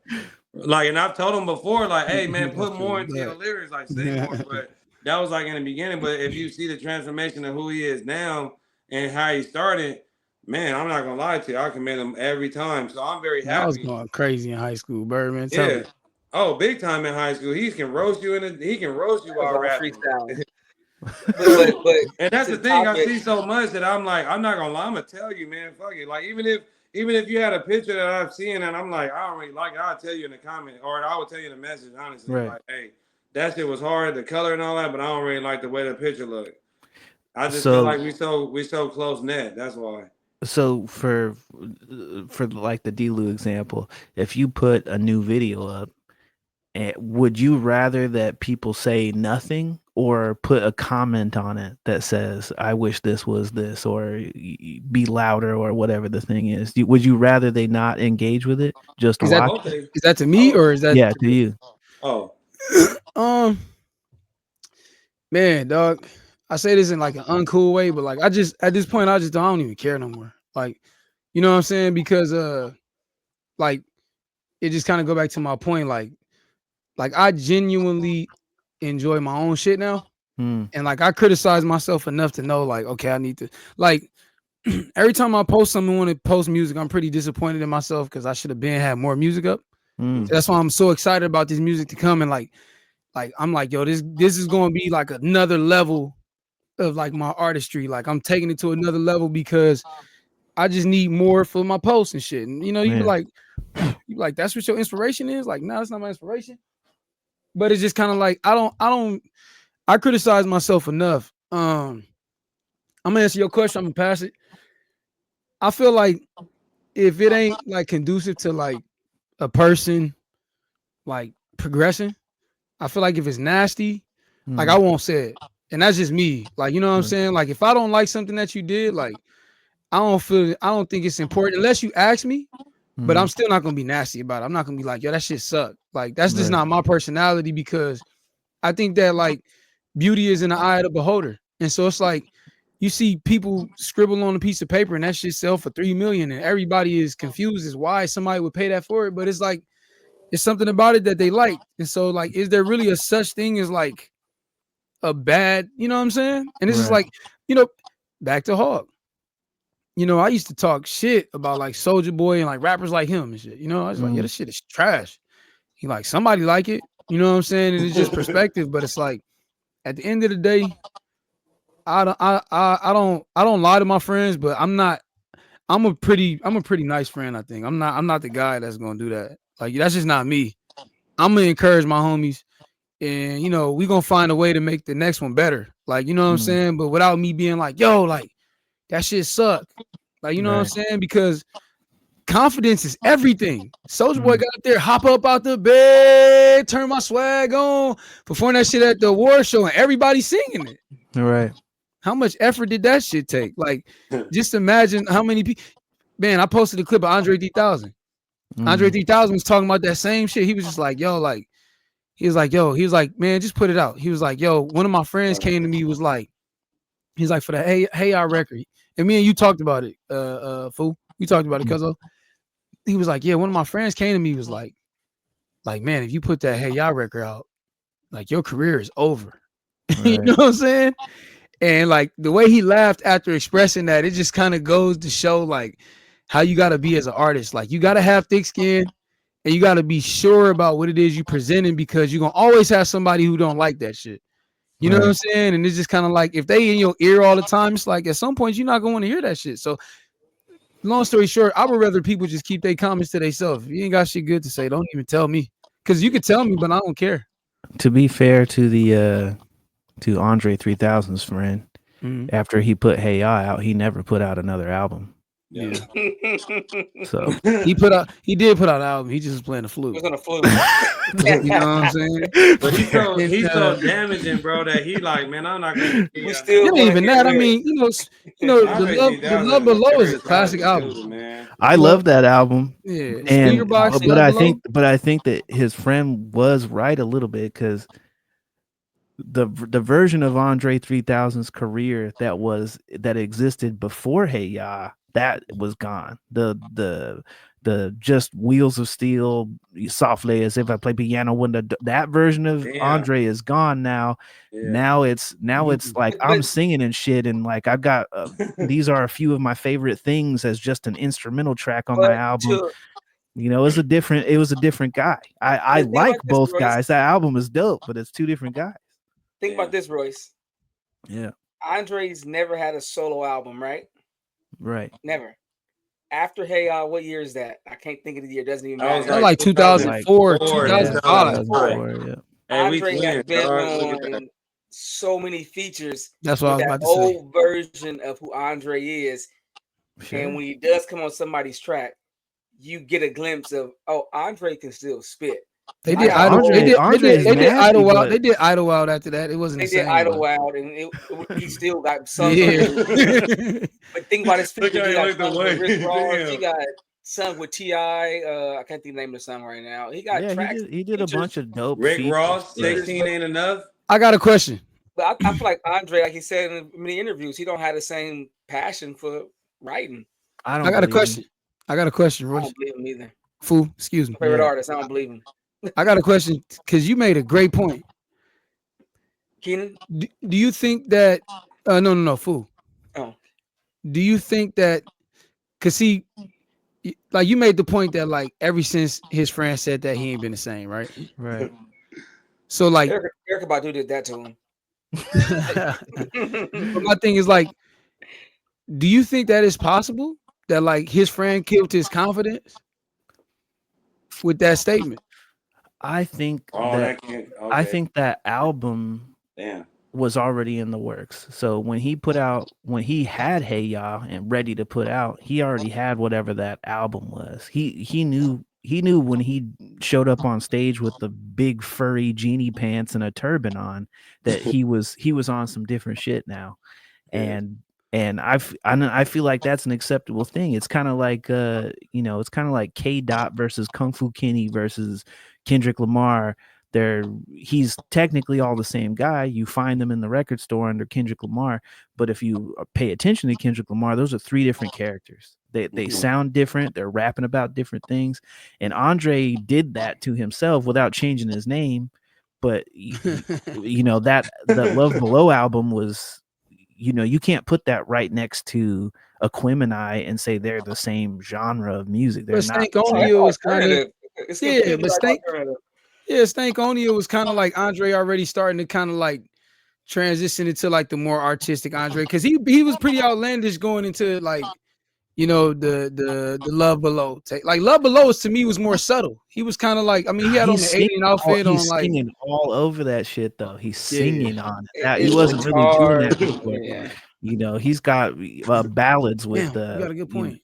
He's all over that thing doing R&B, which is great. He's got that one rap album or rap song at the end where he's telling the story about how he hooked up with Erykah Badu and had the kid and all that. And the story of Andre. Yeah, right. Story of Benjamin. Yeah. Yes, and that song is great. That's like my favorite song on that album, just because it's him going. There's not even a chorus. He's just banging it out. He has like interviews with his mom. Like that's the kind of stuff that, I dream of making something like that. I'd be totally satisfied if I ever put out something like that. But that was like a little piece of what that album was, which was like, a big departure from anything he'd ever done before. Not saying I don't like it. I love that album, but it was very, very different. And again, he ain't seen him for 20 years and he finally put something out and it's flutes. That's because he's afraid. He talked about in an interview with Rick Rubin that he's got severe, we talked about it before too. imposter syndrome, Yeah. where he Yeah, I feels feel like like it's alone. he can't live up to the Love Below. That was like, oh, I did this crazy thing. If I put out anything now, it'll be a step below that. So the way I get around it now is if I feel like somebody sends me a beat and I want to get on it, I'll murder it, but it's a feature. I don't have to, there's no pressure there. It's just So, like a new verse, so I there's no got a pressure of the question real project. quick. Yeah. As you guys are all artists, I'm not really, but we all are. We could say it: consumers of music, lovers of Yeah. music. When you got these artists that are like on a different level, and then they kind of stop, Mm. do you feel like as like consumers that we want more and more and more? Because we got like artists like Kendrick that will give you a glimpse and then he goes, he goes away for a Right. couple of years and comes back and give you a little more. And then you Yeah. got artists like the Drake who can just constantly put out music and keep giving the fans what they want. It's like, how can I say it? Do you think sometimes like we want too much from artists? Like, didn't he give us enough? So my answer to that would be this, bro. That's why I said what I said as far as like working on like not caring already. Because like your your opinion don't make or break me. Like Kendrick, Kendrick is a perfect example. He get a lot of like scrutiny for like dropping an album every 4 or 5 years. And Right. then Drake messed around and found out, with the AI shit, he was talking shit, telling him to drop, all that kind of shit. Everybody was clowning and all that kind of shit. But it's just like, shout out to Kendrick Lamar for just being so conscious and so like focused on his craft that like he know how to bring it to you when he want to bring it to you. Right. Because to hear that Andre 3000 say that, it is kind of sad. And then like for some people, it could be discouraging. It's just like, damn, Andre 3000 could literally fart on the track and niggas would be like, oh, and like I'm sitting here giving my all on this track, bro. And it's like, I got 4 likes on this shit. Like, you know what I'm saying? So it's just kind of like, you know what I'm saying? It's just like at the end of the day, for me, I'm really focusing on like not caring anymore. In the not in the careless way, but just kind of like, dog, like it's my shit. Like I'm putting it out when I want to put it out, and like, do it go back to the flying the drone thing. It's like, all right, well then, nigga, you drop an album. Let me hear your shit. Right. How about you put out an album then? How about you pay for the studio time? How about you write some shit? Like, you know what I'm saying? Like it perfect example, because it was you with your art. You know that what you do is on a different level. You know that. You know what I'm saying? Like as much as I've never heard you say that on record or anything, but you know that like you are a top tier artist. Hell yeah. And at the same time, exact flex, you know what I'm saying? And it's just like, to hear somebody say to you, yeah, man, I don't really like the guy on the boat. I think you should have did it. You're like, what? Like, it's Right. got to be a part of you that's kind of like, man, like you draw that shit. Like, you know what I'm saying? Because Sometimes. people be so critical. So it's like, to answer your question, Hawk, I do feel like we got to this point where like consumers feel like they the king of this shit. And it's just like, y'all niggas ain't nothing. Y'all just listen to the music. For real, like, back in the days, jazz clubs and all that stuff was just it was a collection of musicians coming together and just playing instruments. Yeah.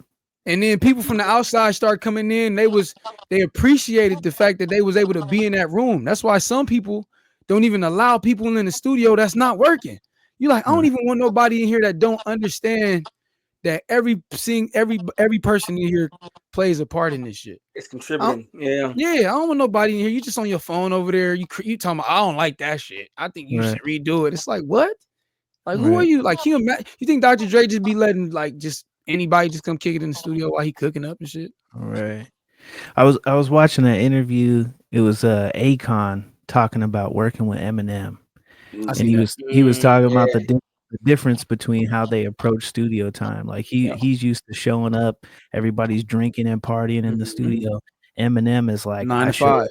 I show up like it's work. We're there in the morning, we work till lunch. I go to lunch for an hour, we come back and we're working until it's time to go home.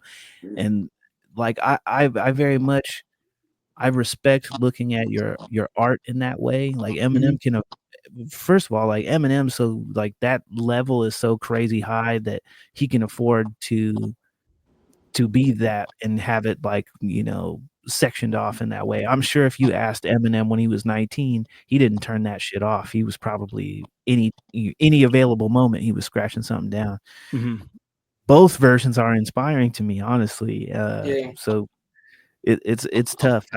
I feel like I was kind of gonna ask a little bit as well, like in that same regard, like do you feel like the standard that you hold yourself to, this even applies to Jay, like as far as you, it sounded like you body build or something like that, you're doing something like that, working out, but as far as like holding yourself to what, like your own standard rather than trying to meet someone else's, how do you set that for yourself, like your own personal standard? I just always, Donovan know this, I'm 100% me. Like, I'm never trying to do anything that anybody else is trying to do. Donovan know when we was in high school, if somebody had the same shirt I had on, I'm going back in the house and changing it. Yeah. So I got an idea in my head what I want to be, and it's to nobody's standard. It's my own, you know what I'm saying? And if I don't get to it, it's okay, long as I'm trying to get to it. Right. And that's how I measure myself. I'm not hard on myself at all like that. Life is already hard enough, so I'm about to be hard on myself. True. You know, it's like we were talking actually. This is last week on the podcast, and I told Donovan, I'm like, I try to live my life like in little stages, right? And as far as my fitness goes and physique, you see my name is Fit 365. It's like when we were younger in like our 20s, me and Donovan was really in the gym, tough and heavy. Like we could show y'all pictures. Like me and him both had size on us. Things happen in life, and you gotta back off of how you lifting and training and doing certain things, how you eating because of certain situations. That's okay, but you still, for me personally, I'm still going to be working out. So yeah, my physique may change, but I'm still going to be into fitness. Now I'm about to have a child. It's going to change again. Still okay, but I got to continue to stay on that, you know, on that track to where I'm always doing something to maintain some type of conditioning, keep my physique looking a certain way, but it may alter the way I look a little bit, which is cool. Right. I ain't tripping on it. When I'm 70, I can't even think to look like I was 25. And when I'm 60, I can't look like how I was when I was 40. So I don't even be tripping, honestly. Right. Just as long as I'm staying fit, I'm good. 365. Exactly. Me, dog. Ready to go.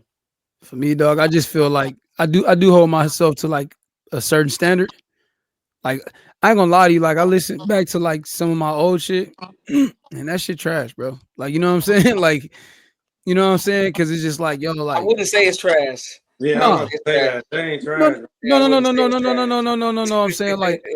what I'm saying is like I'm not saying this just because I really listened to the lyrics. I'm like, okay, maybe it's the not that. delivery was a little. It's not that. What I'm saying is like, bro.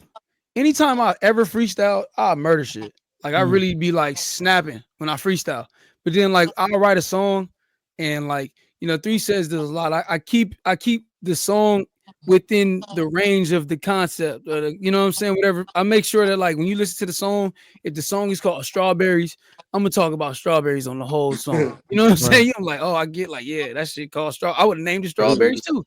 You know what I'm saying? But when I say trash, I'm saying like lightheartedly to myself. Like I'm hard on myself, but not like depressingly hard on myself. You know what I'm saying? And to keep myself to a certain standard is just it's a part of my confidence and it's also a part of my presentation.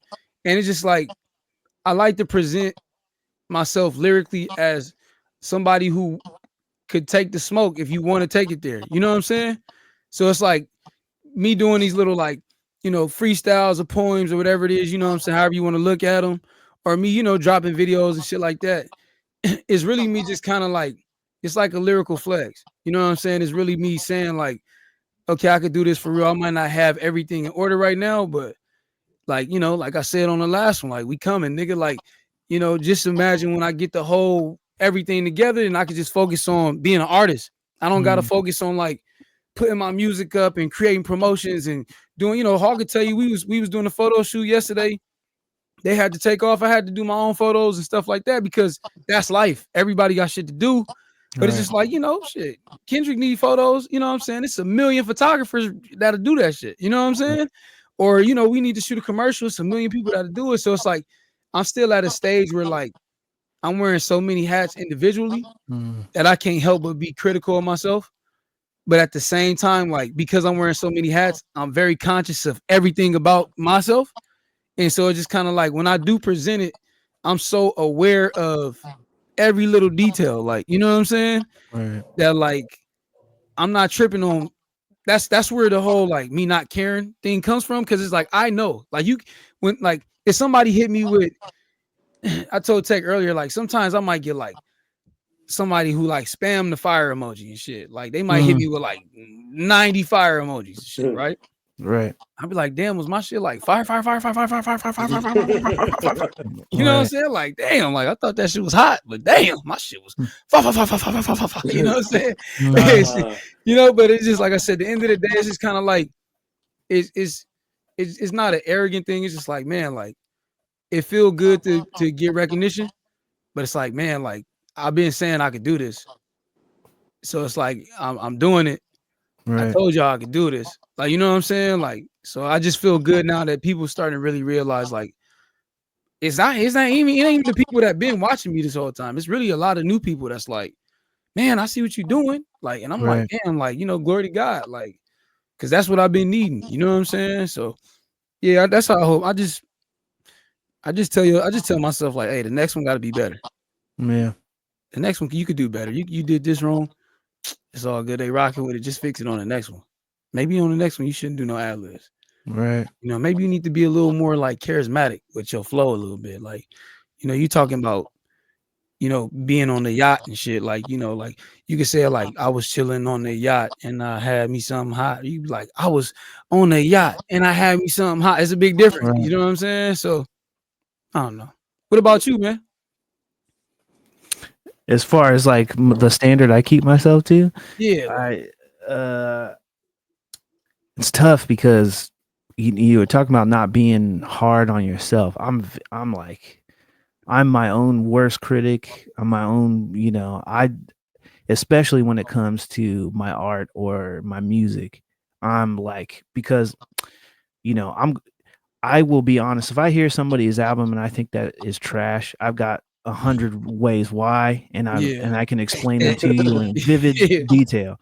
yeah, And I'm the same way with my own stuff. Like, I'm not like thinking everything that I shit is smelling like roses. So yeah, when I put something out just for myself, I'm working on it. I'm kind of thinking of that same thing. You were talking about inflection, the ways you can say I'm on a yacht is, 20 different ways. yeah, I'm kind of in that space too, where I'm like, the possibilities are endless yeah, because nobody's really heard me. So I could kind of sound like anything. yeah, So I kind of struggle with like, all right, how much is too much or how much is not enough? Do I yeah, need to be doing something like smooth and soft, or do I need to be wild and crazy? And trying to figure out, maybe I can do both on the same song is kind of where I'm like figuring it out now. It's like, all right, sure. I've experimented so much that I now know 9 things are possible. How do I make those 9 things work? Do I just keep 3 of them? Do I mix 6 of them together? It's tinkering with the little stuff. And so, to the point of keeping myself to a standard, right now my way of doing that is I don't promote the stuff that I'm kind of still in the lab on. Like yeah, I'm not everywhere being like, "Hey, check out my music, yada yada yada," yeah, because right now I want to keep that stuff to my chest because I know I can sound like a lot of things, but I yeah, don't know which one of those sounds is me quite yet. I'm still yeah, kind of figuring that part out. And you've done a smart thing, in my opinion, which was like, yeah, you might not like some of your early stuff, yeah, but you were out there putting it out early enough to where you yeah, can now compare. Like with yeah, my art, I joined that website in 2003. I've got 22 years of artwork where I can see my progression from, he wasn't doing this to now he can do this, now he can do that, now he can do yeah, that. I don't have that with my music. You kind of do, not 20 years of it, but you've been yeah, doing it for long enough to where you can vividly see your progression. yeah, So I think sometimes I have to go look at that old artwork to yeah, remind myself that progress has happened. Yeah. And right now I do have that a little bit with my music. I can go like, okay, I can look back to 2019 when I first started on GarageBand. How terrible was that shit? And it was real terrible. But now I'm at the point where I'm making beats where I'm like, oh no, I could really hear somebody on that. Yeah. And that jump wasn't quick. It's been 5 years since then. So I think the standard part that I hold myself is just trying to defeat the me from yesterday kind of over and over again. Dang. That's kind of the goal. Trying to feed me from I yesterday. got nothing to add to that. That you hit the nail on the head. I like how you said that, defeat the me from yesterday. Like Yeah. that's the best way to explain it to somebody. You know what I'm saying? Because you don't know. Like I said, every day is a day to get better than yesterday. You know what I'm saying? If I didn't learn something that helps me whoop his ass, I did something wrong. I should be progressing steadily on something all the time. So if I got an art battle yesterday, I'm killing them because I've been at it. Yeah. I'm in the lab forever. So Yeah. that's the kind of the goal. We What's talked up, about that Lucci? last week. Remember, defeat how Yeah. it could be a good thing. Yeah, for real. You gotta think like a Saiyan, man. Every time a Saiyan gets defeated, he comes back 2 times as strong. Exactly. See, You ain't gonna get to Super Saiyan without getting your ass whooped by Frieza a couple times. Oh, you got to. the real anime right there. What's up, Lucci? What's up? You got anything you want to add to that? No, I mean, when you Are said you hard on defeat, yourself? you said what's up? Are you hard on yourself? Do you find that you you hard on Holding yourself? yourself to a certain Hell standard. yeah. I heard myself to a certain.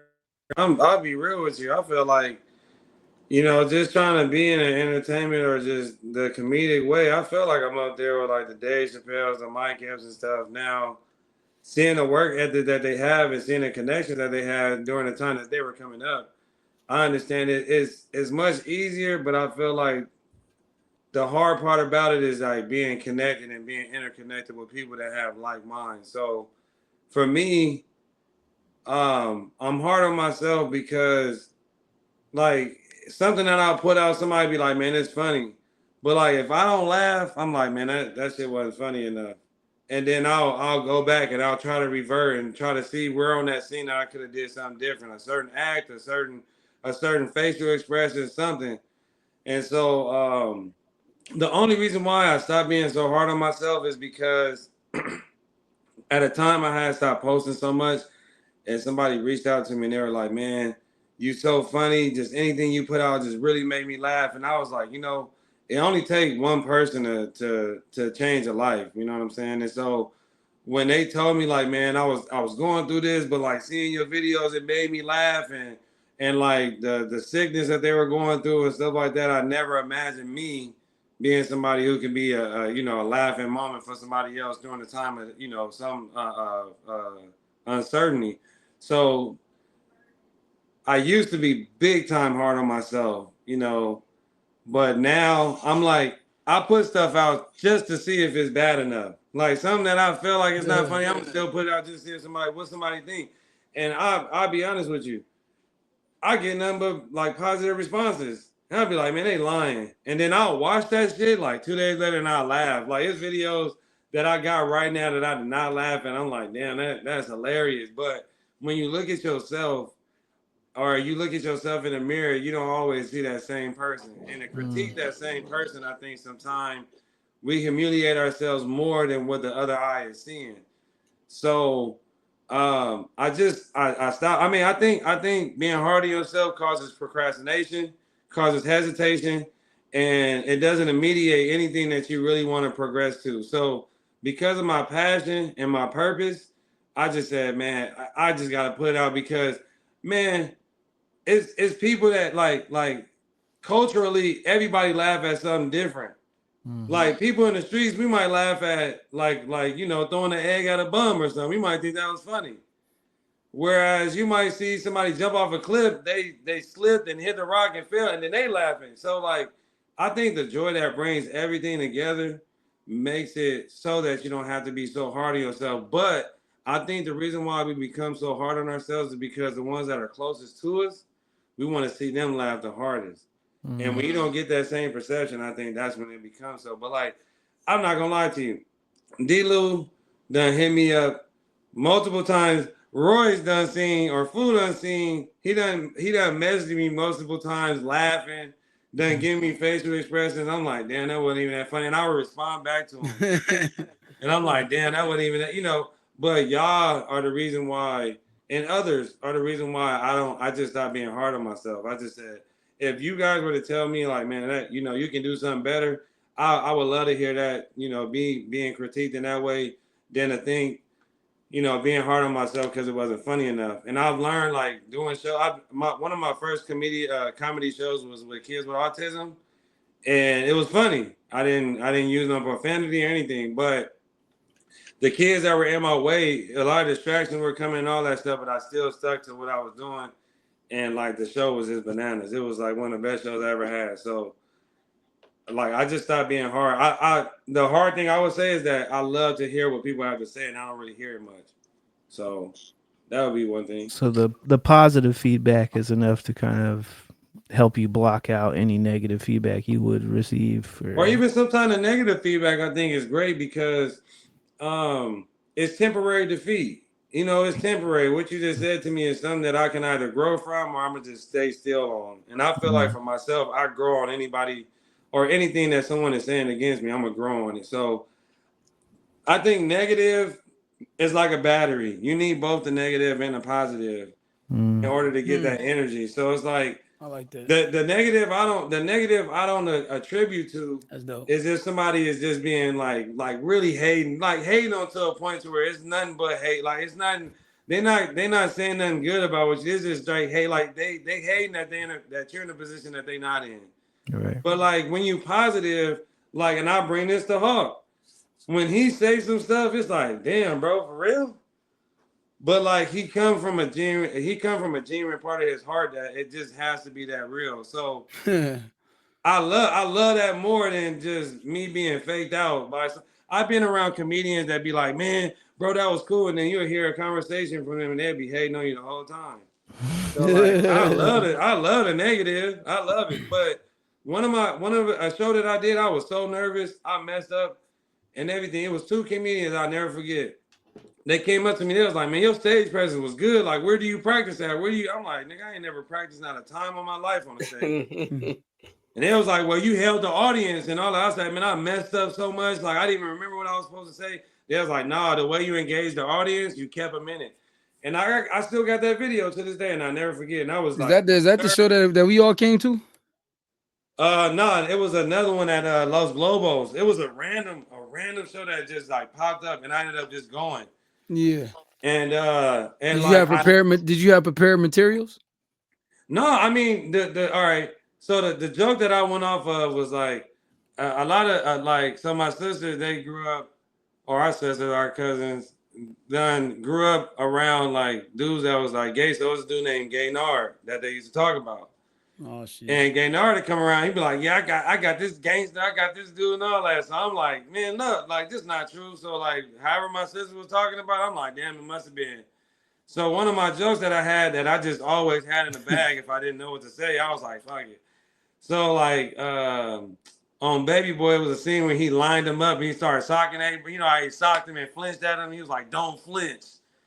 So one of the jokes that I came out with, I was like, you know, sometimes these thugs be so gay. Like, nigga, he was like, hey, I'm about to tickle cuz right now. Like, I'm just tickling. And so that joke just kind of like helped me progress on everything that I was saying. So when I was nervous, basically I just kind of kept it to where like, man, he a thug and all that. Like I fell asleep on the couch. Like nigga, I woke up in the bed. He was giving me breakfast in bed, talking about, you know, good morning, you know, trying to be all nice to me, but this nigga supposed to be a thug, you know what I'm saying? So just like little stuff helped me kind of prolong a joke. Even if the joke don't have a hit like right then and there, as I kind of talk along the story, you just gonna keep laughing and keep laughing. And I promise you, I didn't even think that shit was that funny. And like when I look at it now, I kind of laugh, but like I can see everywhere I messed up. But like if you watch comedians, one, they repeat all their jokes. That was something I used to be mad at, like hard on myself. I don't like to repeat stuff, and they mess up so much. And so if you don't mess up, it's like, fuck, why are you there? So I wanna have those embarrassing moments. I wanna have those moments where I might have forgot a joke and I might have to shoot on one of y'all in the crowd or something. You know, I might have to. I gotta do it some type of way. I gotta bring the joke back in. So it's not that I'm afraid to have the negative. I'm afraid that if you just want to, if you want to critique me in a positive way all the time, you don't have nothing, negative to say about what I'm doing. I know something gotta be off, And that's just I want to say maybe that's just growing up where we grew up at. Every time somebody was saying like you doing this good, you doing this good, like shit, like even me, I was doing good on the basketball team. I still got cut. I was, I'm starting in the summer. I'm the best, one of the best shooters on the team. I get kicked off the team for something simple. I'm like, God damn. So little stupid shit like that will make me feel like if you ain't, and I say this in the industry, if somebody not hating on you or saying nothing negative, then it's like you're not. I guess you're not progressing. But I don't necessarily pay attention to it. But I love that shit. Like as a parent, like some people say to me as a parent, like, oh, the way you discipline or you this hard person. I'd be like, I don't give a fuck because y'all so nice and y'all gonna give your kids whatever y'all want. I'm just not. Like I'm not that much. I'm just not. And so I get some of the negative feedback, but like. I feel like we're in a world where we want to be we want to be seen so much in a certain way that I'm like, man, fuck it. See me in my worst. And then, keep talking it. Because little do you know, I don't say a lot of stuff, but I'm working on myself honestly every single day. And one thing that we talked about in this whole conversation is about being honest. And like being honest to your kids. Like I tell my second oldest, I tell him all the time, I'm like, nigga, you're not a football player. But he put on his football uniform and he just stand out there and practice. And he be entertaining everybody. Like he entertains everybody. He don't get in the game. He don't hit nobody. I mean, the nigga don't even stretch, if you ask me. But he got his uniform on and he make everybody laugh and all that. But like, I'd be like, bro, you're not no football player. But he's like, yeah, but my friends, we was out there chilling. But like, if you see him in the game, I want this game. If you see him in the game, he's just like me. I didn't really hit like that. Yeah. As soon as the tackle happened, nigga, I'm on top of the pad. That nigga go like that. After the game, then make a tackle. After you just go lay on top of that shit. I was like, look at this kid. I'm like, but his heart, like he was the smallest dude out there. Dog, man. All the biggest kids, bro. You be seeing he be posting Lamborghinis and shit on his IG. Like he come like, look at this kid. Look, yesterday I hit him. You see them all? I said, hey, bro, you can't be having. I said you can't be having that type of music on social media because on his social media he had a whole bunch of cursing and shit. Sometime in this generation, I understand we gotta adapt because this stuff is just out there. It's blatantly out there. But I said, hey, dog, I was like, you can't rap star. Man, I'm like, you can't be having that type of music on, on your stuff and all that. He didn't listen to shit I said. He was like, hey, but did you rate my fit though? I'm like, my nigga, like, I'm trying to talk to you about the music you putting out.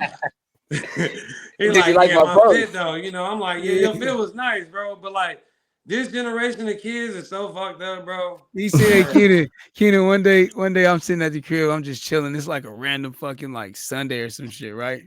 It's like a random Sunday, man. And mind you, Casey, like he'll have his phone or he won't have his shit, So like this was random as fuck, bro. I'm sitting on the couch and he sent me a picture of him in a little tuxedo. He sent me a picture of him in a little tuxedo. He was like, right? But he didn't like say nothing. He didn't text nothing to him. I was like, man, you looking good. He was like, I know. Yeah. Like, I know. That's what you do, bro. It was so crazy. It was so wild. He's just like he dressed up so much.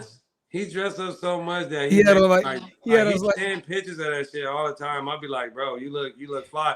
And it's so messed up. He was going to the racetracks, man. He had on like a white shirt. I It's go like back a to this two-piece part when suit. y'all say, "Do It's you like a lie to Sunday. kids?"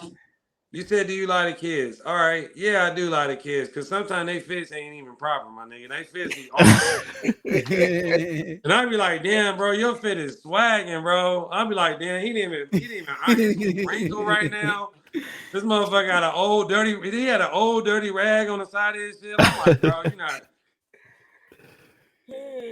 Keenan, like something happened with Keenan's. We lost him.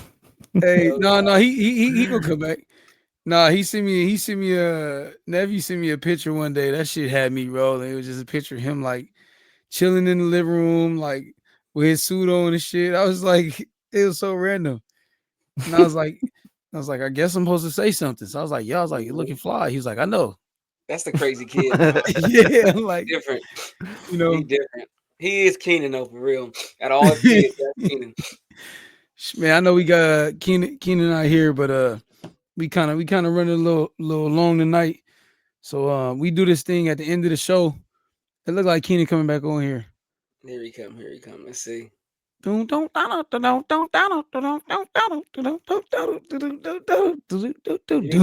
show music. Well, we do this thing. Come on, Keenan. Come on. Here you come. Here you come. Put the jumper cables on the phone, man. Come on. We got the negative and positive together. Let's go, Fix dog. that antenna, man. Come He on. probably let his thing die, I bet. You know what I'm saying? He Yeah. probably, I think he probably got it. He probably got it when them old school antennas connected to his phone. He needs to just move the shit. You know what I'm saying?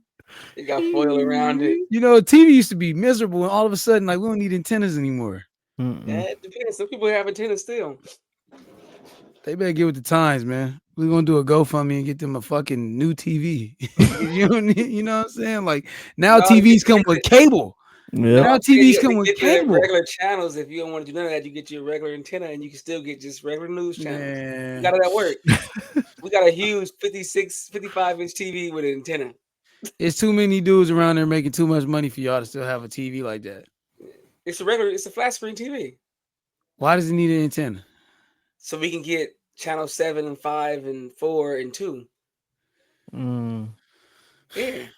Anybody paying? You can't get internet on the base. Oh. You can't have Wi-Fi tapped in on a military base like that. Seemed like you would need it there more than anything. Our internet is plugged right into the what's the name? Oh. And it's NMC. Because where you work at, well, that's something else, Yeah. But we do this thing at. I'm gonna try to see if we can get Keenan. Let me see their mic cam. Hold on. Let me see if I could add him back. Oh, I can't right now. Dang. Well, we like to do this thing at the end of the show, man. Where you know what I'm saying? If you got any advice or anything that you would like to give to the people. Oh, he just sent me a message. He said I can hear it, but it doesn't. Let me say anything. All right. Well, if you hear me, Lucci, we do this thing at the end of the show where we just give some advice for the week moving forward. If you got anything you want to say to anybody, you be a shout out to or whatever, man. Is there anything? There you go. Hold on. I don't know, Hey, Lucci. man. So look, you were saying I can hear everything y'all was saying, but I can't respond. I don't know why. so I was saying we do this thing at the end of the show where, like, if you got anything positive you want to lead the people with, you know what I'm saying, or you might want to shout out somebody or something like that. Like now's the opportunity to do it. We just like to do that. That's kind of our thing here at the A Lot of Times podcast. I got a list. I got a list right now that I got, and first off, I want to thank God. You feel me? Nigga, I want to thank both my mom, my dad for having me, and my twin brothers. 50 seconds to a minute before, you know what I'm saying? 50 seconds. The champion was here. I want to give a shout out to all my cousins, all my bros. I want to give a shout out to one of my most inspiring cousins with the art. You feel me? OG Royce right here. You know what I'm saying? I want to give a shout out to the fitness guru. You know what I'm saying? My brother Hawk. That when he was young, I already knew this nigga was gonna be buff because at a young age, I've never seen a 3-year-old with a 6-pack. Wow. You know what I'm saying? I want to give a big shout out to my twin D Lou, man, because you know what I'm saying, this nigga used to backwashing his drinks, and that nigga would never let me, get a little token of, But every time I had some food, he always let me get a piece in high school. And because he was, so handsome and he was so fresh, I used to have to hate on this nigga. Like, nah, you can't get a slice of pizza today, bro. And you wearing my t-shirt. I used to try to hate because he was getting all the love in the world. But I'm gonna show you how real I am, my nigga, because that was off the top of the dome. It ain't nothing written on here. You feel me? That's dope. All Man. freestyle right there. You know what I'm saying? Shout out to all the grannies. I'm surprised. I definitely thought you wrote all that. Yeah, bro. I was cooking up the whole time. Cooking. Freestyle. That's a freestyle shout out. All of y'all out there. The whole world. You know what I'm saying? I was like, yo, this shit sound written right here. This sound like. If I forgot about you, trust me, you got more. I'm gonna shout y'all out next time. You feel me? What's up, Royce? Anything you want to say to the people? Man, advice. I would say, do what you got to do to defeat the you from yesterday. I feel like that was kind of the play of the game. We'll do that one. Yeah. I'm getting that tatted for real. Yeah. I promise. He ain't lying though. He ain't lying though. Yeah, he got all the tattoos. He tatted up. Face tatted. What you got? This shit. What I gotta say? Hawk is funny, man. When we do this segment, you like, you got anything to Birdman? You got anything? He be like, nope. I'm like, nope. He's like, nope. I told Hawk. We all be saying deep shit. He be like, nope. I said, Hawk, the new Russell Simmons of Def Jam. He just come out. He just keep it real single. Thank you. Thank God. Bless you very much. No A, B, C, D, E, F, G. Like nothing. Nigga. Like nah. Hawk is at the baby shower. He's like, we want to say thank you for everybody for coming and thank y'all for the gifts. Have a good one. Way more than that. Way more than that. Damn, like you know what I'm saying? I said way more than that. No, you did. You just fucking. Yeah. Now, whatever it is you passionate about, stay true to that and do that. Simple as that. Yeah. Keep it short and sweet. Man, all I'm gonna say is, you know what I'm saying? Make yourself proud. It's a lot of people that reach the height of their success and they not happy because they a whole different person than they was intending on being. And so just, don't find yourself getting caught in that rat race. When, the world need a you out there. You know what I'm saying? So you don't got to be like everybody else. You just be yourself because the world need a you. So make yourself proud. And at the end, I think what comes with that is happiness. And I think happiness is more important than a lot of the stuff that people out here are trying to attain. So that's what I'm going to say, man. Make yourself proud, man. On that note, I'm dlouthetruth. Jayhawk. Fool. Y'all got rock, paper, scissors for that, bro. Y'all right now. Rock, paper, scissors. All right. Rock, paper, scissors. Dude. Look right. I won. I did it. Yeah, let's don't go. take my word for it. Yeah, you won, fool. You go first. You won. All right, I'm Fu Ray. Thank you for having me. I thought it was hella fun. Thanks for the conversations and all the fun questions. Appreciate being here. Can't wait to see what we do next. Yes. Wolfman Part 2. Yes. Man. Oh. Oh. Yeah. Hey, that was hard. Yeah. What's up, man? I always like to tell y'all, man, go by the slogan so you don't get choked like Hulk Hogan, man. I'm gonna be civilized. Put some more butter on them hot ass grits. God damn, I go by the name of Lucci. I love everybody, man. ELE, everybody love everybody, like my man Will Ferrell used to say. Yeah. And on that note, man, it's the I'm a Lot at Times podcast. Thank y'all for tuning in, and I'll see y'all on the next one. Hey,